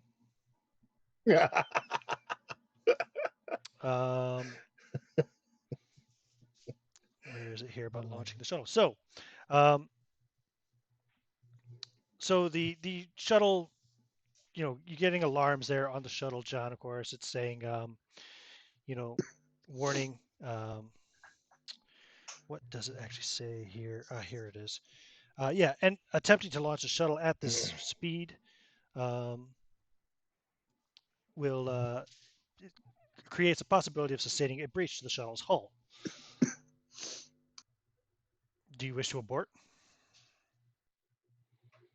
No. You can all feel the ship jostling now as the STL drive is kicking in even heavier, starting to bring the ship up to speed, because it has to reach a speed before it can jump. But it's accelerating slowly at the moment.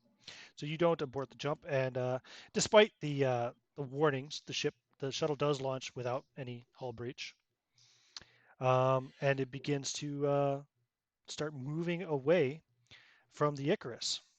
As he drifts out of the shuttle bay, you said there were kind of clear force fields. Yes. So I can just see him in the cockpit as he accelerates away, and you can just see Dr. McLeod banging furiously on this force field, but you can't. It's all silent. You can't hear a thing. You just see her thumping this. But she remembers just how adorable he was. Yeah. Yeah, but maybe but it's quite a buried memory at this point. As one tiny little nanite floats into his ear. Perfect and Rigo, adorable you are ear. locked in the nanite control chamber, waiting for the security team to arrive with the idiot child. Yeah. Well, what he's going to do is he knows something. He doesn't know a lot about mechanics, but he knows something about computers. He's looking for basically the plug. He wants to unplug it and plug it back in again. The nanite control computer. Okay. Yeah. He wants to reset it. Give me computers roll. All right. Turn it on and off. That's what they always tell you to do, right? 27. So that's hard success. Okay, cool. Yep. You unplug it. You give it the obligatory 10 count or 30 count, whatever. Yeah, plug it back in. 1 Mississippi, 2 Mississippi, 3. Plug back in. Nanite control computer rebooting. And a time bar starts 14 minutes and 27 seconds. T minus 13 minutes until launch. Oh, damn it. And the child pulls at your pant leg a little bit, tugging near the pocket where the candy bar is.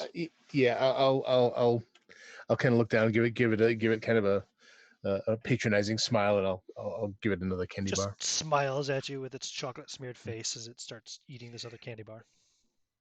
Yeah, lovely. Adorable. And yeah,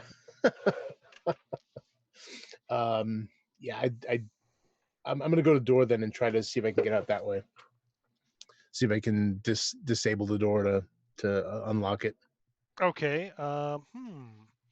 Try to override the emergency seal. Yeah. Yeah. Give me a. I think we'll call this computers. Well, no, let's call it an electronics roll. Sorry. Yeah. Okay. Electronics roll, because you're basically trying to hotwire the locking mechanism. The computer is already shutting you out. The computer knows you're a criminal. Electronics. All right, I'm gonna have someone else roll this for me because on the dice. I'll roll. Yeah, so someone else for me. I rolled a 59. Okay, no, I didn't. It's only a 1% chance. So you have 58 points of luck. You never believe me if I said I got a 1. Do you have 58 points of luck? No, 29. Okay, that try. Would be funny though, wouldn't it? You get a shock. You get a jolt of electricity and take 3 points of damage. And the child panics and scampers and hides behind the computer. Oh, my heart. It kills me.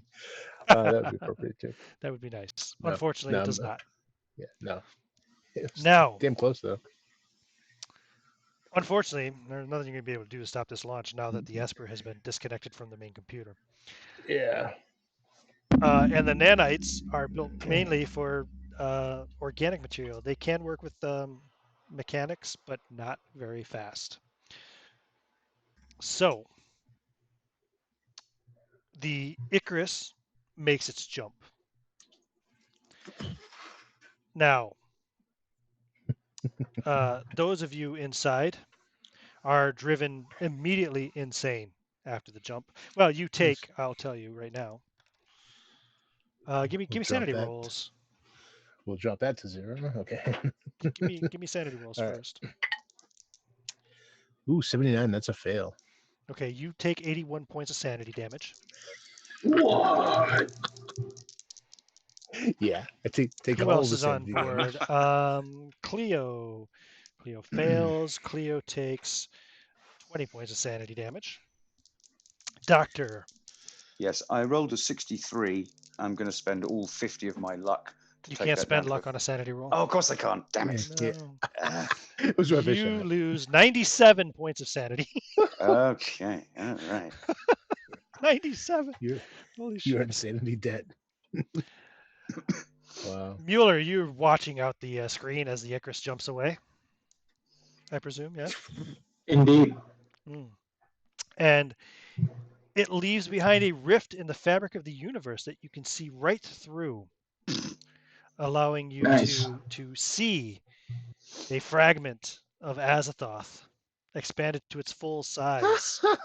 Oh, Jesus Give me a sanity Christ. roll, please. Stand Don't worry, by. the others are in the mouth of Azathoth. Yeah, Yeah, I know. Azathoth, Stand You by. just see a fragment of it. Yeah. Um, I knew when you mentioned the flu music. I Mhm. we rolled were jumping. excellent with a 29, but I don't know if that's enough. Hold on. For your sanity? I'm Probably minus is. 6. Oh, I'm doing okay. Yeah, I'm All good. right, you lose 7 Made it. points of sanity. Give me an idea roll. All right, I'll take it. Got it. How's your idea roll? Uh, Oh, wait, oh, are you oh, beyond your threshold? I am not. I'm at 20%? 10 and I have a threshold of 12. Oh, wow. Wow, you didn't lose much sanity. Well done. Yeah, I only lost that one How's your idea roll, batch though? of 3. Stand by. Let me get back to that. 1 second. Idea rolling. Oof. That was terrible. I got a 97. Good. You managed not to go completely insane. Yeah. Oh, I always forget that. Yeah. My And idea, you are- my Your idea shuttle is a is 70, your shuttle is floating in space. of course. So he gets to starve to death and freeze. That's okay. Yay. There's supplies on board. Do you have any piloting skills? I have computer skills and electronics. Okay. Yeah, you're I able will to pick up begin another. reading. There is another ship nearby. Okay, well, he will do his rudimentary skills and steer that direction and take a look at it. So yeah, you managed to get the ship, the shuttle turned around, and you can see, similar in design to the Icarus.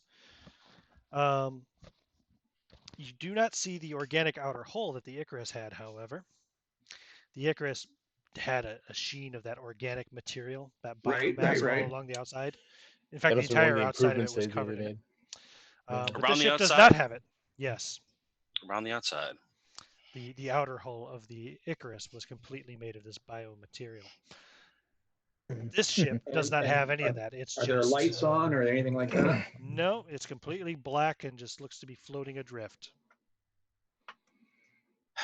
Well, there's a much better chance there than anywhere else. So he's going to look up the commands for automatic docking for a station. So you want the ship to auto dock with the shuttle to auto dock with that ship? Correct. Very well. It only took 50 years last time. The shuttle will auto dock with the Daedalus.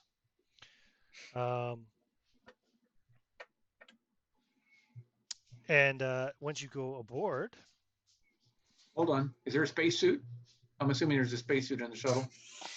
What's your luck? It's really, really low. How low? 6. No spaceship, no spacesuit. There were a bunch of spacesuits in the hangar bay. Yeah, I figured. Mm-hmm. Too late to go back and get any now, though. It's okay. I'm in a hangar bay now, right? So that'll be his Yep. first thing is if he survives the opening of the door, he'll Mhm. put a spacesuit on. Yeah, it'll dock with the hangar bay. Ah, I see. Yeah, so you get out, you climb out of the shuttle into the atmosphereless hangar bay of the Daedalus, and Nice. start looking for a spacesuit. You eventually find one. Struggling to put it on, you lose consciousness. It Cool. just takes entirely too long. The bright side is that you will quickly freeze to death before you can completely lose your mind and eat yourself to death. And that is the end of the Icarus project. But Da-da-da-da-da-da. But- That's all, Yeah. folks. he went out with a good-looking corpse. Jesus. That's why I have a character image up here instead of your camera feed. Congratulations. You failed, but Yep. Yes. I will. I I will didn't. stop the I recording. didn't expect to win. I'll stop the recording now. But if you guys want to discuss anything, we can continue talking Yeah. after.